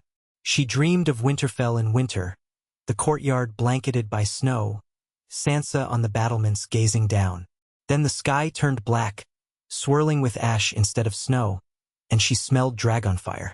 She turned to see Cersei's face contorted in a silent scream, blood pouring down her neck. Gasping, Arya woke, disoriented. Moonlight streamed through the shutter's cracks. Her heart pounded. She rubbed her eyes, telling herself it was only a dream. She rose, paced the small chamber. The nightmare had an aftertaste of anger and fear, reminding her of the many times she'd replayed her father's death. She knew better than to think revenge ended nightmares. It only replaced them with new ones. Eventually, she drifted to the window. The courtyard below was dark, lit by a single torch near the stables. Beyond the towers, the faint glow of moonlight shimmered on the broad river. She could leave now, slip out unseen, cross the bridge if it was lowered. But she had no reason to skulk away like a thief. She had permission to cross. The restlessness in her chest was a deeper matter, not something solved by pacing. She took a deep breath, forced herself to lie down again, arms folded over her chest. She slept in fits, the wind whistling through cracks in the stone. Come first light, she gathered her gear and went down to the courtyard. Ser Halleys was already awake, yawning as he supervised a stable hand. When he saw her, he nodded a greeting. "You're leaving?" "Yes," Arya said. "I appreciate the hospitality." He didn't smile, but a flicker of warmth touched his features. "Safe travels, Lady Arya. The road is uncertain these days, but I'd like to think the north is safer territory than most." "Gods guide you." She gave a curt nod. "You too." Leading Ember, she rode across the interior courtyard to the northern gatehouse, where a guard lowered the portcullis on command. The twin towers behind her cast long shadows across the water. She glanced back once, remembering how these walls had loomed over her in past journeys, how they had once been the epicenter of betrayal. Now just another fortress. She pressed Ember into a trot, crossing the bridge. Moments later, the gates closed behind her, and she was in the North's territory, though the actual border was still a ways off, across the neck. The land sloped gently, dotted with stands of pine and birch. The wind carried a cooler bite here. She knew from memory that the road north from the twins led to Moat Cailin, the fortress that guarded the entrance to the north. She remembered traveling that path in reverse as a child, leaving Winterfell for King's Landing with her father, never imagining the horrors that lay ahead. Now she was older, hardened, returning of her own accord. The next week blurred into a routine of lonely roads, sporadic encounters with travelers, and nights spent in deserted barns or beneath leaning pines. One afternoon, she came upon a shepherd leading a flock of thin sheep. He barely looked at her, offering only a nod. She saw a flicker of fear, or maybe awe, in his eyes when he noticed she was armed. This was the face of the realm, people battered by war, suspicious of strangers, accustomed to living in the margins of great houses' conflicts. Rain pelted her one day, a chill drizzle that seeped into her cloak. She endured it silently. She had known worse weather in her travels, and at least the gloom suited her mood. Memories of bravos returned unexpectedly, of the canals and hidden corners where she'd learned to move like a whisper to sense a threat before it materialized. She remembered Jaqen Hagar's cryptic guidance, the kindness of that woman at the House of Black and White who taught her about poisons. Arya had become a killer in bravos, a killer with many faces. Yet now she wondered if she could learn to be something else. On a dreary evening, she reached the outskirts of Moat Cailin. Ruined towers jutted from the swamps like broken teeth. The causeway leading up to it was flanked by marshes and pools of stagnant water. She saw the silhouettes of watchmen patrolling the walls.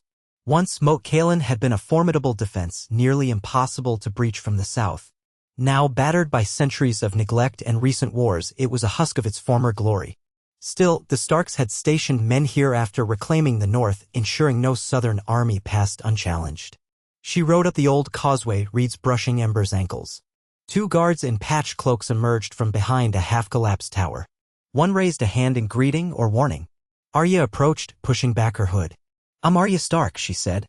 They exchanged glances. The older guard, a grizzled fellow with an eye patch, stepped forward. If that's so, you're welcome. The banner of House Stark flies here. We've heard rumor you might be traveling north. He looked her up and down, curiosity etched on his rugged face. We never thought you'd come through Moat Cailin alone. Arya shrugged. Easier alone. The second guard, younger and wide-eyed, looked as though he wanted to kneel or bow but seemed uncertain. Arya waved off any ceremony. I only want to pass. Is the road ahead safe? The older guard let out a short laugh. Safer than it's been in a long while. The Boltons are gone, the Freys are gone, and the White Walkers are gone. We get the occasional bandit or the odd creatures from the marsh, but nothing like real armies. Arya inclined her head. Good. Will you rest here? He asked. We've got a fire and some stew. She hesitated. The watchtower at Moat Cailin was not exactly cozy, but a warm meal might do her good. She decided it might be wise to gather news from the north. All right. They led her deeper into the ruin, past moss-laden walls and leaning stone archways. The swamp smell was thick, a heady mix of mud and decay. She followed them to a courtyard turned muster yard where a rough wooden roof had been erected to shelter supplies. A few tents clustered around a central fire pit. Another half-dozen men and a tall, broad-shouldered woman in leather armor were there, sorting gear. At Arya's appearance, they paused. The woman stepped forward, crossing an arm over her chest in a gesture of respect. Lady Stark. Yes, Arya replied, holding her gaze. There was something in the woman's demeanor, quiet strength, tinted by reverence. Arya felt again that flicker of unease at being Lady Anything. The woman bowed slightly. I'm Brenna Marsh. I help keep watch here. We're honored. Arya forced a small smile. No need to be. You're doing your duty. That's honorable enough. They gave her a seat near the fire, offered her a bowl of hearty stew, rabbit, turnips, and onions. She ate in thoughtful silence while the soldiers spoke among themselves in hushed tones. Eventually, Brenna Marsh sat beside her. If you're heading to Winterfell, you'll find it in good hands. Lady Sansa has done wonders rebuilding. We hear news now and then from passing couriers. More crops have been planted, new alliances with smaller clans in the mountains. It's a different place than it was. Arya nodded, relief and anxiety twisting together. And my brother? Bran? Brenna's face softened. They say he's changed. Wiser. Some call him the three-eyed raven. We don't understand half of it, but he helps guide decisions. The lords seem to trust him. A ghost of a smile touched Arya's lips. She remembered how strange Bran had been after awakening from his coma, how he drifted into something else altogether. That sounds like him, she murmured. The conversation shifted to the realm at large. One of the guards, a younger man with a scraggly beard, asked, Do you think the Dragon Queen will ever march north again? We heard rumors she aimed to punish the lords who defied her. Arya's eyes flicked to the crackling flames. I don't know. She's got her own battles to fight in the south. The north might not interest her, especially now that winter is no longer so pressing. They nodded as if uncertain whether to feel reassured or uneasy. Eventually, the talk died away and Arya helped them fetch water from a nearby well, preferring to keep her hands busy rather than be treated like a guest of honor. By nightfall, she bedded down in a small corner of the camp, using her cloak as a blanket. The men and Brenna maintained a watch rotation and Arya volunteered for a shift. She spent 2 hours on the ramparts, scanning the dark swamps, listening to frogs croak and insects buzz. It reminded her a little of the neckback when she traveled with the Hound, though that had been further west. The north had many faces. When her watch ended, she drifted to an uneasy sleep under the partial roof. In the morning, she declined breakfast, opting to leave early. She thanked Brenna Marsh for the hospitality. As she was saddling Ember, the older guard with the eye patch approached. Safe travels, Lady Stark. Beware the roving beasts in the woods near the King's Road. Some say dire wolves roam again. Not sure if they're friendly to Starks or not. Arya's heart skipped at the mention of dire wolves. She thought of Nymeria, her own dire wolf set loose so many years before. She shrugged lightly. Thank you for the warning. Then she rode away from Moat Cailin, heading north along the King's Road. The air grew cooler, carrying the faint sense of pine and distant snows. She felt a swirl of anticipation. She was nearly home, properly home, this time. The notion unnerved her as much as it comforted her. A few days of steady riding brought her deeper into the north's heartlands. The landscape shifted to rolling hills cloaked in coniferous trees, streams that gurgled with snowmelt. Villages were sparse, each cluster of huts separated by miles of wilderness. On the second day after leaving Moat Cailin, she passed a group of loggers driving a wagon of freshly cut timber. Their banner was a crude wolf's head on rough cloth, likely signifying they recognized House Stark's authority. They nodded respectfully at Arya but asked no questions. She noticed the wagon wheels were reinforced with iron, a sign that times were better. Once, in the war's chaos, no blacksmith would have the resources for such improvements. Near sunset, a lone traveler on foot hailed her from the side of the road. He was stooped, gray-bearded, with a tattered cloak. "Spare any bread, milady?" he rasped. Arya paused, eyeing him warily. He didn't appear armed, though caution was wise. "I have some dried meat," she offered. She tossed him a small pouch. He caught it with shaking hands, gratitude etched on his lined face. "You have my thanks," he croaked. "Heading to Winterfell? I hear it's warmer there these days." A corner of Arya's mouth twitched at the irony. "Yes, I am." "Good luck to you." She rode on, pushing Ember into an ambling trot. She wondered how many travelers had pinned their hopes on Winterfell now that the rest of the continent languished in uncertainty. The North had rarely been a land of plenty, but perhaps under Sansa's governance it had grown stable enough to be a beacon. By the next noon, she emerged onto a crest of a hill that granted a panoramic view of the wide northern plains. In the distance, the tall walls of Winterfell jutted up, dwarfed by the vastness of the horizon but unmistakable in their shape. Smoke curled from within, suggesting the presence of many hearths. Trees swayed around it. She could almost see the old training yard, the towers, the halls that had once shaped her childhood. Her throat constricted. How many times had she daydreamed of returning, a hero or a silent ghost, crossing off every name on her list? Now she was the girl who'd done it, and the dream felt hollow. Still, the ache of recognition stirred in her, a fleeting moment of belonging she hadn't felt in ages. She guided Ember down the gentle slope, heart-thudding. Memories flooded in, sparring with wooden swords in the yard, Sansa fussing over dresses, Bran climbing the walls. Father, Mother, Robb, Rickon. All ghosts now, except for Sansa and Bran. Would she ever truly feel at home again? She passed farmsteads that dotted the approach, some new, some rebuilt after the wars. She could see the fields where crops sprouted in neat rows and the outer fence lines where livestock grazed. More people appeared on the road, farmers with carts, small folk traveling in pairs. They often wore plain wool cloaks, unadorned, but a few had simple wolf patches. Some greeted Arya politely, though they didn't immediately recognize her. She kept her hood raised, not wanting a fuss. At last, she reached the broad path leading to Winterfell's main gate. Guards stood atop the walls, armed with spears and bows. The portcullis was open, the drawbridge over the moat lowered. The moat, as always, was more a defense of water channels and spikes than a true moat, but it deterred casual attackers. She rode up slowly. One of the guards at the gate, clearly a Northman by his thick accent and fur cloak, raised a hand. "Halt! State your name and purpose." Arya drew back her hood, meeting his gaze with calm eyes. "Arya Stark. I've come home." His jaw fell open. For an instant, he stared as though seeing a ghost. Then he sputtered, "Lady Arya? Gods be good." He all but scrambled to wave her through. "Welcome home, my lady." A strange tingle coursed through Arya's body at those words, "Welcome home." She nudged Ember forward. The courtyard stretched out inside, bustling with activity. She saw stable hands, cooks, blacksmiths, and men-at-arms all going about their tasks. Laughter drifted from a group near the well where a few younger boys practiced sword drills under the watchful eye of an older instructor. A wave of nostalgia smacked her. That used to be her with wooden swords teasing the stable boys. Many eyes turned her way. A hush fell as they registered who had ridden in, the missing Stark girl, rumored to be an assassin, rumored to have died, rumored to be a hero. Arya's cheeks grew warm under the attention, but she kept her composure. A stable hand rushed forward, bowing awkwardly. "My lady, shall I take your horse?" Arya dismounted, patting Ember's flank. "Yes, please." "She's called Ember. Treat her kindly." She handed the reins over. The stable hand bobbed his head and led the mare away, glancing back in awe. Others in the courtyard gawked. Arya felt as though she were on display, but she couldn't blame them. She didn't look like the child who left. She carried the aura of a wanderer, a killer, a woman grown in the crucible of war. Before she could dwell on the stairs, a familiar voice rang out, "Arya."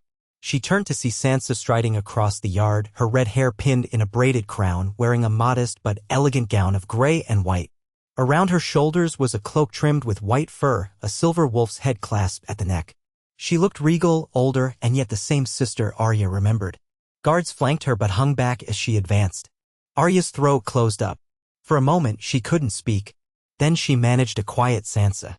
They met in the middle of the courtyard, both hesitating as if uncertain whether to embrace. Then Sansa reached out and wrapped Arya in a hug. Arya exhaled shakily, burying her face against her sister's shoulder. For a heartbeat, the noise of the courtyard and all her memories faded into that simple relief. You're here, I'm here, we're both alive. Sansa pulled back, eyes brimming with emotion. I feared you'd never return. Not truly. When your letter came from Riverrun, I didn't dare hope. I'm sorry it took so long, Arya replied, voice raw. There was so much. Sansa nodded. Ed, searching Arya's face.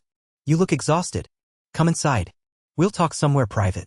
She glanced around, noticing the crowd. Prepare a room for my sister, she said to one of the stewards, who bowed quickly. Arya allowed Sansa to guide her across the yard. She glimpsed the new details, the freshly reconstructed walls, the new timbers in certain buildings. Winterfell was still winter-scarred, but it had been patched and rebuilt with care. Courtiers and servants parted to make way. She recognized some older faces from her childhood who stared at her in wonder. She felt like a ghost stepping into a place she once haunted in her dreams. They entered the great hall, which had changed since the days of Ned Stark. The walls were decorated with simpler banners, the long tables sturdier but less ornate. Braziers glowed, offering warmth. Sansa led her through a side passage to a smaller room that appeared to be a solar, cozy, with a hearth and a few chairs upholstered in dark wool. The shutters were open, letting in crisp air. Once the door closed behind them, Sansa motioned for Arya to sit near the hearth. Arya sank into a chair, removing her gloves. Sansa took the seat opposite, studying her sister with parted lips as though at a loss for words. Finally, she said softly, I'm so glad you're here. Arya managed a faint smile. I am too. They fell into an awkward silence, each one brimming with questions. Sansa clasped her hands in her lap. I've received letters from Edmure from time to time saying you passed through. Then a raven from him confirming you left for the north. But it's been so long. I know you were in King's Landing when the Dragon Queen attacked. Arya nodded. I saw the devastation. Sansa's eyes clouded. I can't imagine.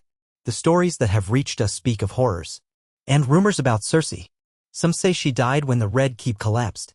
Arya felt her pulse quicken. She wondered if Sansa suspected the truth. Yes. She's dead. Sansa exhaled slowly, gaze flickering. I see. For a moment, the hint of a question lurked in her expression, but she chose not to pry yet. Instead, she said, and are you all right? Arya stared at the dance of flames in the hearth. How to answer that? I don't know, she admitted. I did what I felt I had to do. Now, I'm tired. Sansa nodded, eyes glistening with understanding. You've been through so much. We all have. But you carried a greater burden than most, from what little I gleaned. A soft knock sounded on the door, and Sansa called for them to enter. A servant stepped in with a tray of mulled wine and 2 cups.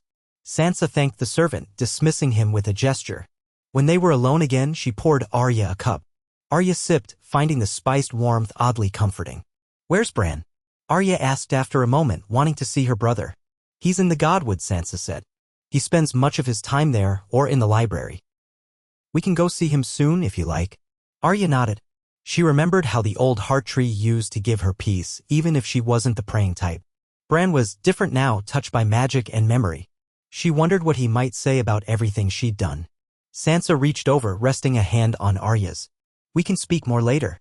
For now, rest. Let me have a chamber prepared for you. A hot bath. You can sleep in a real bed. A flicker of gratitude passed through Arya. She gave a tight nod. Thank you. Sansa squeezed her hand lightly. We're sisters. We're family. Then she stood, smoothing her skirts, retaking that mantle of a poised ruler. I'll send for you once your room is ready. I have a council meeting soon, but I'll make sure you have time to settle in first. Arya rose as well. She felt the intense swirl of relief, anxiety, and sorrow. So many ghosts lingered here. All right? They left the solar. Sansa directed a maid to show Arya to one of the old bedchambers. Along the way, Arya passed corridors that triggered 1,000 recollections, the place where she once chased a cat, the corner where she and Jon parted that final time he went to the Night's Watch. She felt disoriented, like a traveler in her own house. The maid finally opened a thick wooden door to reveal a modest room bigger than anything Arya had used in her childhood. She'd always been overshadowed by Sansa's more ladylike presence. The bed was draped with new blankets, a trunk sat at the foot, and a small table stood by the window. A copper tub had been brought in, filled with steaming water. The maid lit a few candles, though daylight still streamed in from the window. My lady, I'll bring fresh linens and anything else you require. Arya nodded in thanks. Once the maid was gone, she stripped out of her travel-stained clothes and lowered herself into the hot bath. It stung at first, her skin chafed from days on the road. Gradually, she felt her muscles loosen. She had 100 small scars crisscrossing her body, reminders of battles and escapes. She glanced at the faint lines on her side from when the waif stabbed her in Bravos. Those days felt as if they belonged to another lifetime. She washed her hair, letting the warm water carry away the dust of travel. For a moment, she allowed herself to simply be a weary soul in a quiet room. No lists, no battles, no faces to wear. She was just Arya. The flicker of that thought brought tears to her eyes, surprising her. She blinked them away, refusing to surrender to the wave of emotion. But the bath felt like a release of tension, a chance to let go, if only for a while. At length, the water cooled and she climbed out. The maid had indeed returned, leaving clean linens and a simple tunic with breeches on the bed, practical garments, apparently chosen to suit Arya's known preferences. She dressed, buckling a belt around her waist, leaving needle for the moment in its scabbard. Standing by the window, she looked out over the courtyard. People bustled below, stable hands raking straw, a group of men carrying timber planks, a pair of washerwomen scrubbing clothes in a trough. Life and routine thrived here. It felt almost foreign, yet part of her was glad to see it. A quiet knock. Yes, Arya said. The door opened to reveal Sansa's steward, a mild-faced man named Lucan. She vaguely recalled him from before, though he'd been younger then. He bowed. My lady, Lady Sansa requests your presence in the council chamber when you're ready. Arya nodded. Lead the way. She followed him through corridors both familiar and altered. Some tapestries were new, depicting wolves and northern scenes. Others were old, repaired from burns or tears. The steward led her to a spacious room near the great hall, where a large wooden table dominated the center. Sansa sat at the head, conferring with a few northern lords and ladies. When Arya entered, Sansa looked up, offering a small smile. Come, Sansa said, gesturing to an empty seat near her.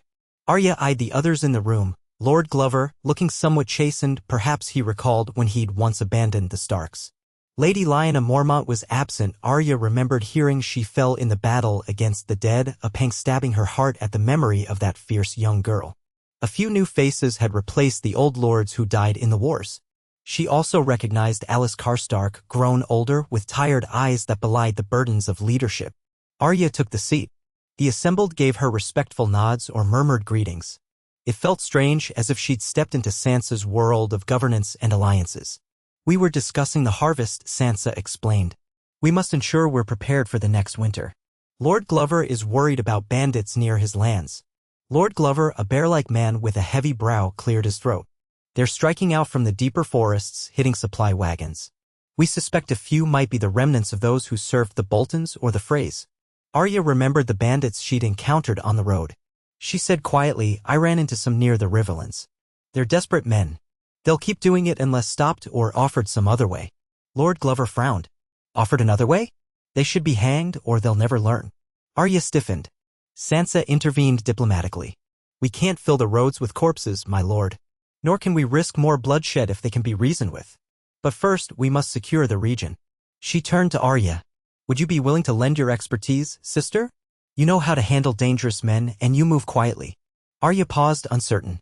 She had come home to see her family, to find some measure of peace, not to become an enforcer. But as she scanned the table, she saw the same old pattern. The North needed protection, needed cunning. And who else but a Stark to handle it? She nodded slowly. I can help if that's what you want. She caught the flicker of relief in Sansa's eyes, though Sansa quickly masked it. A few more items were discussed. Trade with White Harbor, possible negotiations with the mountain clans, the persistent question of what Daenerys Targaryen might do next. Arya listened in quiet fascination. Sansa orchestrated the conversation with measured poise. She was no longer the naive girl enthralled by courtly manners. She was a leader shaped by cruelty and survival. Arya found herself admiring that transformation. Finally, the meeting concluded. Lords and ladies rose, bowing or nodding to Sansa and casting curious glances at Arya. They filed out, leaving the sisters alone. Sansa exhaled, rolling her shoulders. It never ends, she murmured. Always some problem or another. Arya tilted her head. You handle it well. Sansa gave a soft, rueful laugh. I had good teachers in a way. Cersei, Littlefinger. I learned how to survive the game. And I learned compassion from others, better people. Now I do what I can to keep the North safe. She paused. Thank you for offering to help with the bandit issue. It might be a small thing in the grand scheme, but it matters. Arya shrugged. If it stops more people from getting hurt, I'll do it. But first, I'd like to see Bran. Sansa smiled. Of course. He'll be in the Godwood. Shall we go?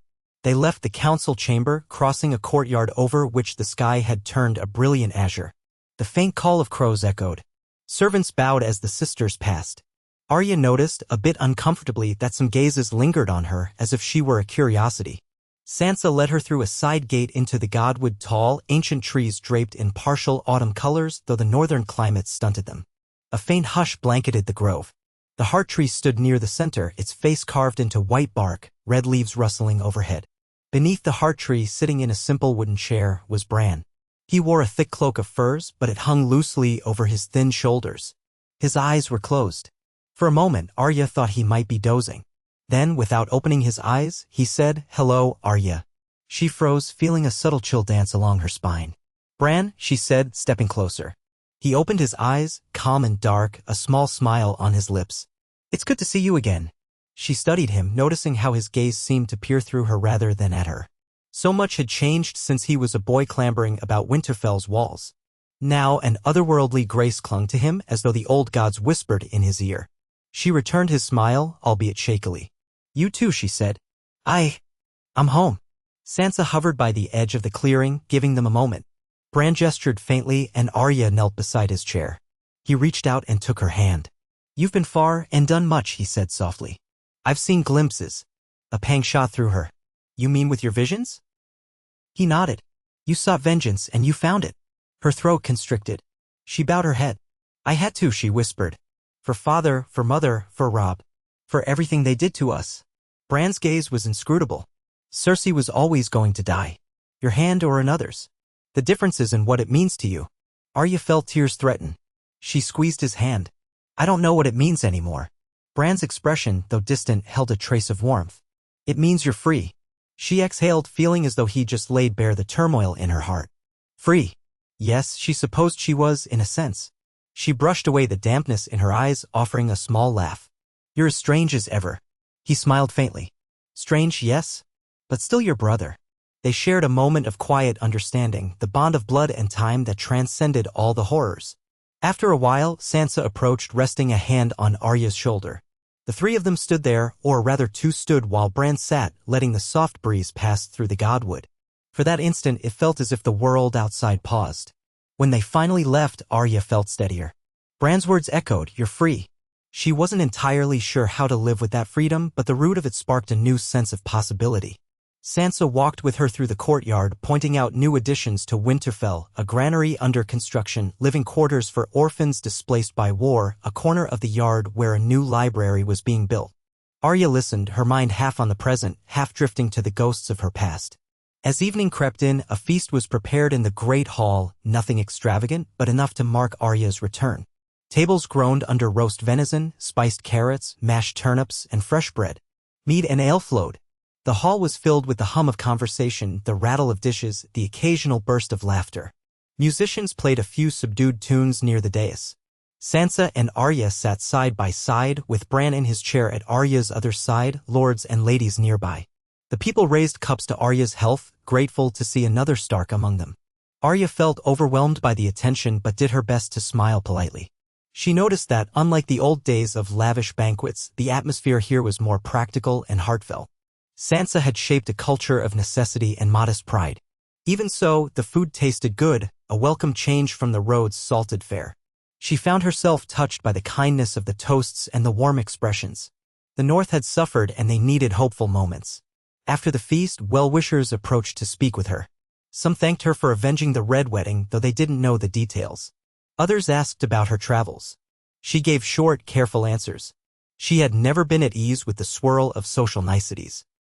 More than once, she caught Sansa's eye, and her sister would discreetly steer people away if she sensed Arya's discomfort. Late in the night, Arya slipped from the hall, seeking fresh air in the courtyard. The sky was a tapestry of stars, the chill nipping at her nose. She took a deep breath. Footsteps approached behind her, and she turned to see Sansa. "Too much for you?" Sansa asked gently. Arya nodded. "I'm not used to all that. I don't know, praise. Or curiosity? Sansa offered a wry smile. You're a Stark returning home after so many presumed you lost. People want a story. They want something to inspire them. But I know it can be suffocating. Arya studied her sister. How do you handle it? Sansa's gaze shifted to the moonlit sky. I've learned to separate what they see from who I am. I give them a queenly figure or lady figure in public. But in my own space, I try to hold on to myself, the girl who survived King's Landing and the Boltons. It isn't easy, but I found a balance. Arya nodded, fiddling with the hilt of needle. I'm not sure I can do that. You may not need to, Sansa said softly. Your path is your own. They stood in companionable silence, the north's wind whispering around them. Finally, Arya mustered the courage to broach a topic that had been nagging at her. What do you need from me, Sansa? Beyond helping with bandits. Sansa's brow furrowed. What do you mean? Arya exhaled. I'm not cut out to be a lady, to advise in councils every day. Is that what you want of me? Sansa took a moment to answer. I want my sister home safe, that's all. If you want to stay, we'll find a role that suits you. If you want to leave after a time, I won't stop you. She looked at Arya earnestly. I know you've changed. I have too. We can't force ourselves to be who we were. We can only do what feels right. Arya felt a surge of gratitude. Thank you, she whispered. Sansa embraced her again, and Arya let herself relax into it. Whatever had once divided them, petty childhood rivalries, misunderstandings, seemed trivial compared to the bond forged by survival. In the days that followed, Arya gradually settled into a tentative rhythm at Winterfell. She rose early, often joining the guards in the courtyard for sword drills. They quickly learned that her skill far exceeded theirs, leaving many bruised but also fascinated. Some whispered that she'd been trained by faceless assassins across the sea, that she could vanish at will. She let them talk. She needed the physical exercise to quiet her restless mind. Sansa invited her to councils, but Arya attended only when needed. She offered pragmatic advice about handling outlaws and occasionally gave her blunt opinions about negotiations. At other times, she roamed the castle grounds, reacquainting herself with corners she'd once known intimately. Bran occasionally summoned her to the Godswood, speaking of visions he had, broken fragments of potential futures, glimpses of the past. She listened quietly, unsure what it all meant. One late afternoon, as she was coming from the training yard, Sansa intercepted her. Arya, we received word of a group of bandits terrorizing a village near the Wolfswood. Lord Glover's men can't spare enough riders at the moment. Could you investigate? Arya wiped sweat from her brow, nodding. All right, I'll go. I'll take a few good fighters with me. Thank you, Sansa said, relief evident in her voice. I appreciate it. I don't want innocent people suffering. She paused. Try not to kill them all if they'll listen to reason. Arya gave a half-smile. I'll keep that in mind. By dawn the next day, she was on horseback again, this time riding with half a dozen Northmen chosen by Sansa. They wore simple armor, carried swords or spears. Arya took the lead, guiding them westward toward the Wolfswood. The terrain grew dense with pines and firs, the ground uneven. They passed a few scattered farmsteads, most of which had locked up tight upon hearing rumors of bandits. Some families recognized Arya's escort as men of Winterfell and offered them water or fresh bread. Arya noticed the weariness in every face. Wars might have ended, but fear lingered. On the second day, they reached the village in question, a cluster of timber houses around a central well with a small palisade in disrepair. The local reeve, a stout man named Hother, met them anxiously. He explained that a band of outlaws had raided their storehouse twice, stealing food and threatening violence if they resisted. Hother said they seemed disorganized but were numerous enough to scare off the village guards. Arya listened. Do you know where they camp? Hother nodded, pointing to the north edge of the Wolfswood. They come from that direction, then vanish back into the trees. So Arya and her party waited.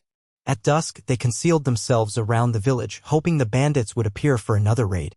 Sure enough, near midnight, they heard distant shouts, figures emerging from the trees, torches in hand, about 10 strong.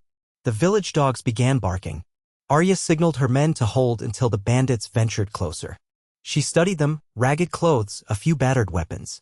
This reminded her uncomfortably of the men she'd encountered in the Riverlands. When the bandits reached the storehouse, Arya and her men sprang the trap, circling them. "Drop your weapons," Arya commanded. "You're surrounded." The outlaws froze, startled. Their leader, a big man with wild hair, raised an axe, growling, "Who are you to command us?" Arya stepped forward, torchlight revealing her face. "Arya Stark of Winterfell. This village is under my protection. Surrender and you might live." A murmur went through the group. Some recognized the name or the wolf sigils on her men's armor. The big leader sneered. "We're starving. We need food. We don't care about your fancy name." Arya's men leveled spears, forming a ring. The tension crackled. The outlaws looked desperate, malnourished, but desperation could be dangerous. Arya raised her voice. "There are better ways than theft. We can find you work or help you earn what you need. Robbing these people isn't the answer." Some of them shifted uncertainly. The big leader spat at the ground. "Words don't fill bellies." Arya's eyes narrowed. "And murder won't either." She sensed the pivot point. If she didn't convince them, blood would spill. She thought of the day she let that wounded guard go in King's Landing, of the bandits she spared in the Riverlands. A cycle of violence or a chance for mercy. Listen. House Stark is rebuilding the North. If you lay down your arms and swear not to prey on these villages, we'll see you're fed and given a chance to work. If you refuse, you'll die here tonight. She let the final words hang like a threat. A few outlaws exchanged glances, fear contorting their faces. The big leader hesitated. "How do we trust you won't just hang us after we surrender?" Arya turned to one of the villagers who'd crept up behind them. "Hother, get them some bread and water. Show them we mean it." The reeve scurried to comply, returning with some stale loaves and a bucket of water. Arya gestured for the outlaws to approach cautiously. They eyed her men's spears but eventually lowered their weapons. Some grabbed the bread hungrily, tearing it apart. The big leader glared at Arya, uncertain. Finally, with a frustrated snarl, he tossed his axe to the ground. "Damned if I know another way." Arya nodded. "We'll see about finding you land or labor. But you'll follow me back to Winterfell and kneel before Lady Sansa. If you break faith, you won't get another chance." The outlaws muttered among themselves, but faced with a ring of armed soldiers and the prospect of a meal, they gave in. Arya's men gathered their weapons, bound some of them loosely to ensure no sudden betrayal. The big leader seethed, but hunger and fear dulled his fight. With the situation defused, the villagers watched in awe as Arya's party led the outlaws away. A few scowled, wanting harsher punishment, but Arya felt a measure of satisfaction. The old Arya might have simply killed them. But Sansa's request and perhaps her own changing heart prompted a different path. By dawn, they were on the road back, a ragtag column. Arya stayed alert for any trouble. The big leader occasionally shot her a murderous glare, but she noticed that others in his group seemed almost relieved. She recalled Sansa's wish not to kill them if it could be avoided. Maybe, just maybe, people could break free of the endless cycle of violence. It took a few days to return to Winterfell. The outlaws grumbled, but the promise of real food kept them in line. Along the way, they passed only a handful of travelers, hunters, mostly, or small merchant carts. Word traveled ahead, and when they arrived at Winterfell, a small crowd gathered to see the outcome. Sansa, informed by a rider, was waiting in the courtyard with a group of guards. One by one, the outlaws knelt. The big leader gritted his teeth but dropped to one knee before Sansa. She regarded them with a calm dignity. "You stand accused of raiding and theft," she said. "House Stark offers you mercy if you pledge loyalty and abide by our laws. Will you so swear?" The outlaws hesitated, then muttered affirmation. Sansa signaled for them to be taken to the kitchens and stables, where they'd be assigned work and given rations. The big leader scowled, but quietly accepted. As the group was led off, Sansa caught Arya's eye and a small smile curved her lips. Arya nodded back. Together, they had spared bloodshed. Later that evening, Arya and Sansa retreated to the solar. Sansa poured 2 cups of warmed wine. "Thank you," she said quietly, handing Arya a cup. "You showed mercy, and it might prove more beneficial for everyone. We can always use more hands rebuilding the North." Arya sipped, leaning against the stone wall. It felt right to offer them a chance, and easier than hunting them down in a forest. Sansa laughed softly, a real laugh that brightened the room. "I suppose that's true." They shared a companionable silence. Outside, snow had begun to drift down, a light flurry. Arya gazed at the gentle flakes. Winter was never too far in the north, even if the season had officially broken. She felt a subtle sense of belonging seeing it. The castle's walls, the old godwood, Sansa's warmth, Bran's acceptance, it all started to feel like a place where she could stand still, if only for a while. Over the subsequent weeks, Arya found a small role for herself, unofficial but valued. She took on tasks that required stealth, tracking, or negotiation with rougher elements. She spent time in the training yard honing her swordsmanship, sometimes sparring with the younger recruits. They watched her with awe, whispering about how quick and deadly she was. She felt more comfortable in that environment, open air, the ring of steel, than in the council chambers, though she still attended some meetings at Sansa's request. Bran remained mostly in the Godwood, but occasionally summoned her to speak of the realm of visions he had. He never directly mentioned how she killed Cersei, though Arya suspected he knew.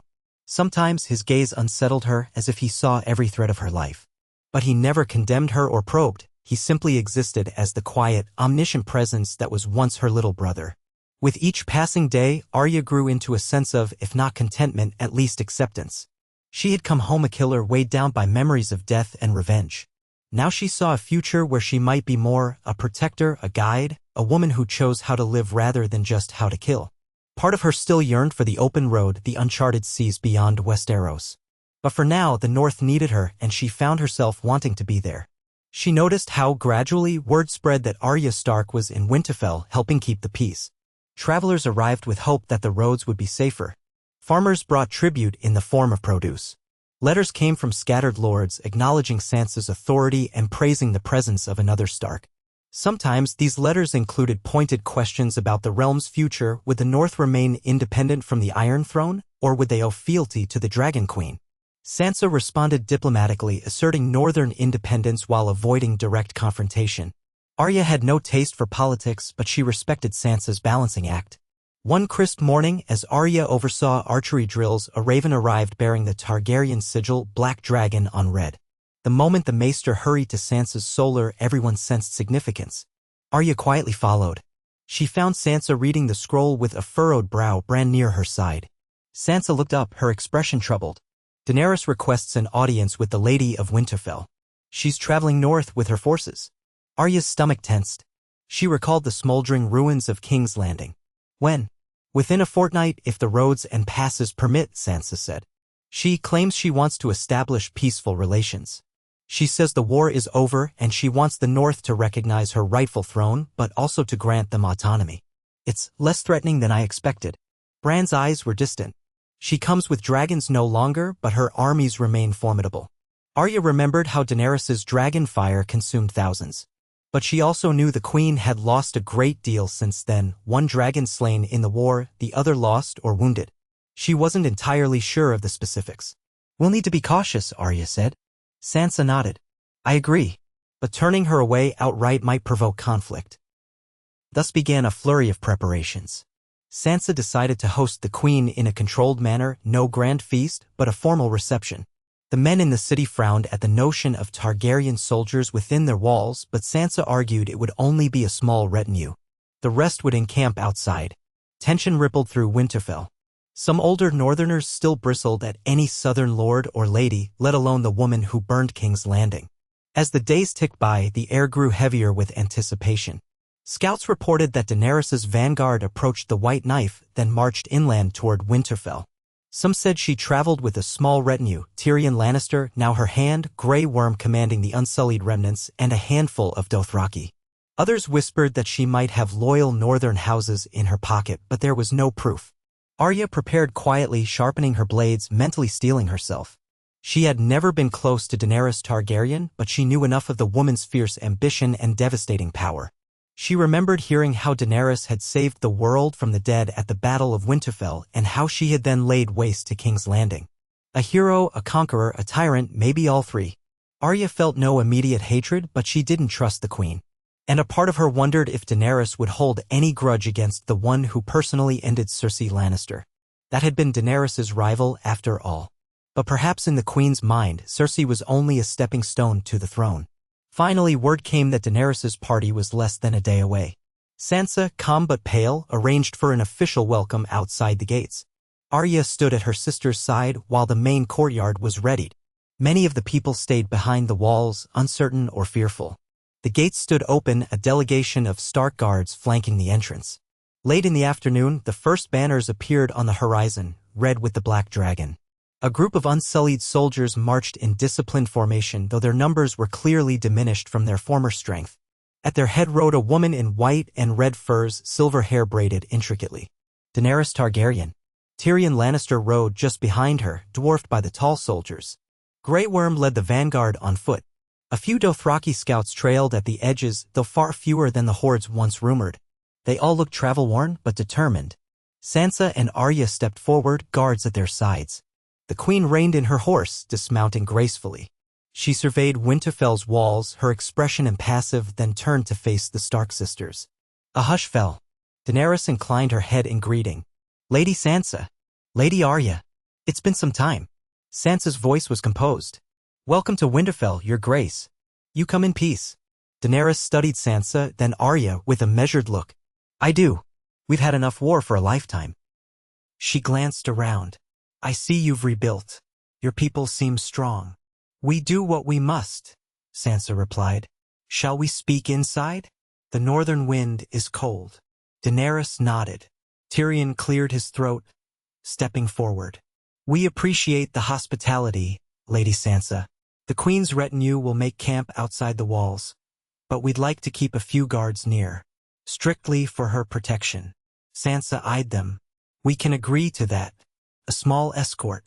The rest we have ample ground outside. My men will show them a suitable area." She waved a hand, and a steward approached to guide the Unsullied. As Daenerys moved to follow Sansa into the castle, she paused, her gaze falling on Arya. Something flickered in her lilac eyes. Recognition, curiosity, perhaps a trace of wariness. "Lady Arya," she said, "I recall you from the war against the dead. You fought bravely." Arya inclined her head. "We all did what we had to." Daenerys gave a small, polite smile. "Indeed." They moved on. Arya walked behind them, alert. She found herself studying Tyrion, who cast her a fleeting look of guarded courtesy. The last time they'd truly seen each other was under fraught circumstances. Now he was the Queen's hand, carrying the realm's fate in some measure. The Queen's retinue was small, fewer than 20 close followers. The rest pitched tents in the outer fields. Arya could almost smell the tension, a sense that each side worried about betrayal. Sansa led Daenerys to the great hall. A modest welcome was arranged, some bread and salt, a gesture of hospitality. Bran was absent, apparently in the Godswood, either by choice or design. Daenerys partook of the ceremony, dipping bread in salt, acknowledging the old traditions. Then they retired to a smaller council chamber. There, with minimal attendance, the Queen and Lady Stark began to speak plainly of politics. Daenerys expressed her desire for the North to bend the knee, though with broad autonomy. She insisted that her rule would stabilize Westeros, that she would not repeat the sins of the past. Sansa demurred, pointing out that the North had gained its independence through great sacrifice. They went back and forth in a dance of courtesy, each side wary. Tyrion interjected occasionally, praising the benefits of unity, while Sansa countered with northern resilience. Arya watched, silent, reading the subtle shifts in Daenerys's posture and tone. She saw a woman who was used to being obeyed, who still held a flicker of the conqueror's pride. But she also sensed fatigue, a weariness that came from losing so much: dragons, close allies, perhaps illusions of grandeur. Eventually, Daenerys sighed, looking at Sansa with a trace of genuine exhaustion. "I did not come here to fight another war. My quest for the throne cost me dearly. All I ask is that the North not rise against me. In return, I offer protection, trade, recognition of your rights. The details we can negotiate." Sansa's features softened slightly. "We have no desire for bloodshed either, but we will not be lorded over as we once were. The North shall remain free to govern itself." Tyrion rubbed his temple. "And the Iron Throne remains a question. You hold King's Landing, but it's a city in ruins. Many lords might not align with you unless you demonstrate a stable alliance with the North. A show of solidarity could tip the realm toward peace." Daenerys nodded slowly. "Precisely. That's why I propose a pact. Not fealty in the old sense, but an alliance. The Targaryen crown and House Stark in peace and mutual respect." She turned to Arya as if seeking her input. "Do you agree, Lady Arya? You've seen enough of war to know its cost." Arya hesitated, remembering the horror of King's Landing. She also recalled that Daenerys had helped defeat the Night King, saving countless lives. People were rarely simple monsters or saints. She finally said, if it means no more burning cities, no more armies slaughtering innocents, yes, I'd prefer peace. Daenerys studied her, perhaps recalling her own role in King's Landing's demise. As would I, she said, quietly but firmly. Sansa exhaled. Then let us see how such an alliance would work in practice. We can discuss trade routes, mutual defense pacts, and the sovereignty of the North. We can take it step by step. A tentative agreement formed, though the details would need hammering out. They shook hands. Arya noticed that Daenerys's grip trembled slightly, or perhaps she only imagined it. The queen looked worn. Outside, the winter wind howled against the castle walls. That night, Sansa hosted a small supper for Daenerys and her entourage, less formal than a feast but enough to show goodwill. Arya attended out of caution, though she lingered at the periphery. She sensed Daenerys glancing at her occasionally.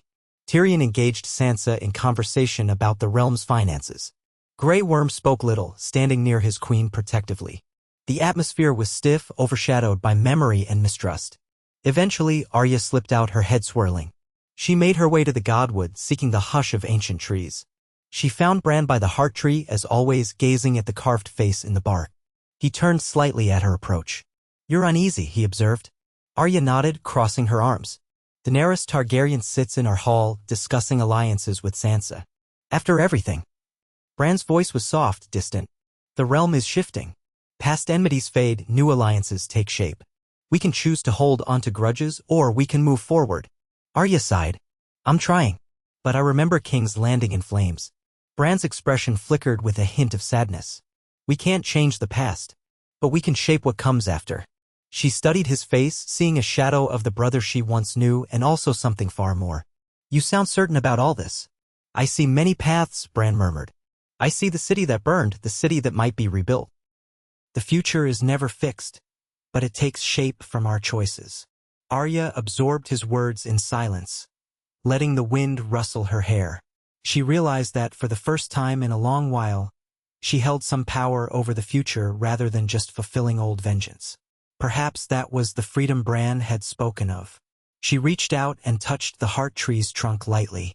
The old gods, her father's gods. She thought of Ned Stark, who always sought the honorable course even when it cost him. Maybe the honorable course now was to help shape peace, to do what she could to mend a realm battered by war. Vengeance was done. She turned away from the heart tree. Bran remained still, lost in his own vision or reverie. Arya left him there, feeling the night air fill her lungs with cold clarity. She returned to the castle. Crossing the courtyard, she noticed Daenerys standing alone by a brazier, gazing at the sky. Curiosity tugged at Arya. Why was the queen out here alone? She could have ignored it, but something compelled her forward. Quietly, she approached, footsteps echoing on the stones. Daenerys turned at the sound, her white-silver hair catching the firelight. She eyed Arya with mild surprise. Lady Arya. Arya inclined her head in a terse greeting. Your Grace. Couldn't sleep. A faint smile ghosted Daenerys's lips. These northern nights are colder than I remember. She rubbed her arms through her cloak. I was just thinking. Arya stepped closer to the brazier's warmth. About what? Daenerys hesitated. About the price of peace, she said at last. And whether I have the right to claim the throne after all I've done. She gave a bitter chuckle. A queen shouldn't admit such doubts, should she? Arya studied Daenerys's face. Pale, drawn, haunted by old regrets and ambitions. She recalled her own uncertainty after crossing Cersei's name off her list. Doubts might mean you're not blinded by power, she said. Maybe that's good. Daenerys breathed. A plume of frost into the air. Perhaps. I never wanted to be the same as those who came before me. I believed I would break the wheel. But King's Landing burned and I became. She trailed off, shaking her head. Arya looked away, recalling ash-choked streets. The realm is still here. You can decide how to move forward. Daenerys met Arya's gaze. And you? You killed Cersei, didn't you? Arya's heart skipped. She wondered how Daenerys knew or if it was a guess. Perhaps Tyrion suspected, or maybe Bran's knowledge had found its way to her. She studied Daenerys's face. There was no anger, only a kind of sorrow. Softly, Arya said, I did. Daenerys nodded as though a puzzle piece had fallen into place. She deserved it, she murmured. I wanted her life myself, but I suppose it matters little now. The city's ashes remain the same. They fell silent, two women shaped by war and vengeance. The brazier crackled. Above them, the night sky sparkled with indifferent stars. Finally, Arya said, Cersei took everything from my family. In another life, I might have offered you her head as a gift. But I took it for my own reasons. Daenerys didn't flinch. I understand, she replied, her voice resigned. We've both lost so much. All that's left is trying to build something better. Arya nodded. She could sense this woman was no longer the fiery conqueror she'd been. She was a ruler hollowed by the consequences of her own wrath. Perhaps in that they found a quiet kinship. Both of them had spilled blood in the name of justice or destiny and realized how hollow it could feel. Neither spoke further. Eventually, Daenerys withdrew, murmuring a polite farewell, leaving Arya by the brazier with her thoughts. In the days that followed, negotiations between the Targaryen crown and House Stark advanced fitfully. The Queen's advisors pressed for a formal vow of loyalty while Sansa insisted on the North's independence. Tyrion attempted compromises, Sansa countered with pragmatic demands. All the while, Daenerys seemed more subdued than Tyrion or Grey Worm. She rarely raised her voice, as if exhausted by the endless wrangling. Arya watched from the sidelines, interjecting only if something seemed grossly unfair. She spent her spare time patrolling the nearby roads or assisting with archery training. The presence of the Targaryen retinue in the outer fields caused friction with local farmers. Some still remembered the Mad King's legacy or the stories of dragons. But Daenerys' soldiers maintained discipline, limiting conflicts to a few tense standoffs quickly quelled by Winterfell's men. One twilight, Arya returned from a brief scouting trip to find the courtyard abuzz. Sansa and Daenerys stood near the gates, conversing quietly with Tyrion. Arya dismounted, handing Ember's reins to a stable hand. She approached, gleaning from the hushed tones that they might have struck a preliminary deal. Sansa turned to Arya, relief in her eyes. We've agreed in principle. The North remains free in internal governance, but we'll open our ports for trade with King's Landing. We'll offer mutual defense if any foreign threat arises. She glanced at Daenerys. The Queen recognizes our sovereignty. Daenerys inclined her head. So long as the North does not conspire against the throne. That is my condition. Arya sensed tension, but also a fragile accord. She exhaled. That seems fair. Daenerys' gaze shifted to Sansa. Tomorrow we'll sign the formal documents. Then I'll depart. King's Landing needs me, as rebuilding has stalled. Her tone carried a hint of regret. I'm grateful for your hospitality. Sansa managed a gracious nod. May our kingdoms find lasting peace. They exchanged polite farewells. Then Daenerys headed back to her temporary quarters, Grey Worm trailing. Tyrion lingered a moment, offering Arya a small, almost apologetic smile, before following his queen. The next day, in a modest ceremony in the Great Hall, they signed the agreement. Sansa added her official seal of the direwolf, Daenerys hers of the three-headed dragon.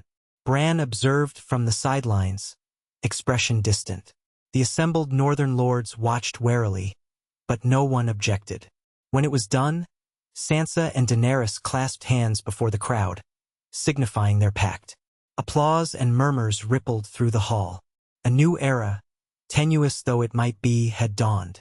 That afternoon, Daenerys prepared to depart with her entourage. Snow flurries danced as her soldiers assembled outside the walls. Tyrion coordinated last-minute arrangements. Grey Worm supervised the loading of supplies onto wagons. A sense of cautious relief pervaded Winterfell, as if everyone expected conflict that never erupted. As Daenerys mounted her horse, Sansa approached with measured courtesy. Safe travels, Your Grace. Our roads can be treacherous this time of year. Daenerys nodded. We'll manage. Thank you, Lady Sansa.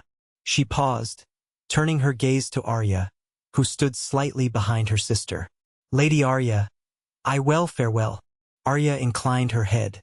Farewell, Your Grace. For an instant, Arya thought she saw a flicker of sadness in the Queen's eyes, as though Daenerys wished things had turned out differently, for the realm, for them. Then Daenerys turned her horse, leading her retinue out. The gates swung closed behind them. Arya watched until the banners receded into the cold horizon. In the days after Daenerys's departure, Winterfell resumed its rhythm. Sansa and her council adjusted to the new trade terms. Messages were exchanged, detailing how goods would flow between the North and King's Landing. The fear of immediate war eased. Though some Northerners grumbled about any dealings with the Targaryens, most were relieved not to face another invasion. Arya felt a subtle shift in the air. With the threat of conflict receding, she found herself less burdened by worry. She continued to help with security, traveling to outlying villages to ensure bandit activity was minimal. She sensed an emerging sense of stability. The North was forging its own destiny, no longer a vassal but not an isolated kingdom either. Sansa navigated these waters with skill, forging alliances with White Harbor, the Vale, even some Riverlands houses eager for trade. Arya was proud of her sister's leadership, but with each passing week a nagging restlessness grew in Arya's heart. She had come home, done what she could to help. Yet she felt the pull of the unknown again. Sometimes she found herself gazing west, recalling the question she'd once asked, what lies beyond Westeros? She thought of the uncharted seas, the possibilities of a place where the cycles of vengeance and power might not hold sway. One evening she joined Sansa on the battlements, watching the sun sink over the horizon. The crisp air tugged at their cloaks. They exchanged small talk about the day's affairs. Then Arya took a breath, trying to steady the flutter in her chest. Sansa, she said softly, I've been thinking about leaving. Sansa turned, concern mingled with understanding in her eyes. Where would you go? Arya gazed at the fading sky. West. Beyond the sunset sea. I've always wanted to see what's there, if anything. Maybe I won't find anything at all, but I need to know. I've done what I came here to do. You have Bran, you have your council. The North is strong. You don't need me forever. Sansa's features trembled. But I do need you, Arya. You're my sister. Arya's heart ached at the sadness in Sansa's voice. She reached out, taking her sister's hand. We'll always be sisters. I'll come back, or maybe I'll send word. But this is something I have to do. I don't belong in any court. I belong on the road or the sea. Exploring. Tears glinted in Sansa's eyes, but she managed a soft smile. You've always had that wild streak. I remember how you hated sewing, how you loved the sword. Arya laughed quietly. Some things never change. They stood together as the sun disappeared, painting the sky in streaks of orange and pink. Sansa squeezed Arya's hand. If this is truly your wish, I won't hold you here. I'll miss you terribly. I'll miss you too, Arya whispered. But we'll have peace in the realm, at least for a time. And that's worth something. She paused. Thank you, Sansa, for understanding. Sansa pulled her into a hug, and Arya felt the warmth of her sister's embrace, a bittersweet comfort. After a long moment, they parted, tears sliding down Sansa's cheeks. Arya wiped one away gently. Within days, Arya made her preparations. She gathered supplies, secured a sturdy horse, and arranged for a ship from White Harbor that would sail her to the Sunset Sea. She told Bran of her plan, and he only nodded, saying he knew this day would come, that he'd seen glimpses of her on the water. She bade farewell to a few close acquaintances among the guards and stable hands. Many seemed sad to see her go, but they offered well wishes. On the morning of her departure, the sky was bright and cold, a thin layer of frost glinting on the ground. Arya donned her traveling leathers, needle at her side, a small pack slung over her shoulder. She walked through Winterfell's gates, Sansa and Bran at her side. A modest crowd gathered, not as large as for Daenerys's arrival, but enough to show respect for another Stark leaving. At the gate, Arya turned to her siblings. Sansa looked composed, though tears threatened in her eyes. Bran gazed at her with that distant calm. She stepped forward, hugging Bran gently. Take care of each other, she whispered. He only nodded, eyes closed. Then she hugged Sansa, clinging for a moment. You're the best lady of Winterfell we could have, she murmured. I'm proud of you. Sansa whispered, write to me or send word if you find any wonders. Arya pulled back, offering a trembling smile. I will. She lifted a hand in farewell, then mounted her horse. She kicked gently and the horse started forward, hooves clopping on the cold ground. The crowd parted to let her pass. As she rode away from Winterfell, she glanced back one last time. Sansa stood by Bran's side, their figures small against the towering walls. Arya felt a pang in her chest, but she pressed on, determined. The open road beckoned. She was Arya Stark, no longer driven by revenge, but by curiosity and the promise of forging her own path. The miles fell behind her. She made her way to White Harbor, where a ship awaited. Lord Manderley was surprised but honored to provision her voyage. The sailors were a rough bunch, but they knew the western waters well enough. Arya hired them to take her as far west as men had ever sailed, past the coasts of the Sunset Sea, beyond the known isles. And so it was that on a gray morning, Arya stood on the deck of the Sea Falcon, watching the harbor of White Harbor recede behind them. Gulls cried overhead, the briny air stinging her cheeks. She clutched the rail, heart pounding with anticipation. Needle was tucked safely in her cabin, but she kept a small knife at her belt, always prepared. The world stretched before her, vast and undiscovered. As the sails caught the wind, propelling them out into deeper waters, Arya felt a thrill she hadn't experienced in years, true, unbridled adventure. She closed her eyes, letting the salt spray kiss her face. A new chapter beckoned, free from old lists, old enemies, old grief. She was a wolf at sea now, a traveler with open horizons. She thought of her father's words, the lone wolf dies, but the pack survives. She felt her pack, Sansa, Bran, Jon, wherever he might be. They survived. And now she chose the path of the wolf who roamed, not because she was alone, but because she was free to run in any direction she wished. In her mind, she pictured the North at peace, Sansa ruling wisely, Bran guiding with quiet wisdom. The Targaryen queen in King's Landing trying to rebuild a broken city. The realm slowly healing from decades of war. And Arya herself forging ahead into the unknown, unafraid. Night fell and the Sea Falcon ventured farther west, the shoreline fading into a dark line on the horizon. Arya lingered at the prow, stars glittering overhead. She remembered the many faces she'd worn, the many people she'd killed, the final breath of Cersei Lannister. All of it led here, to this moment of possibility.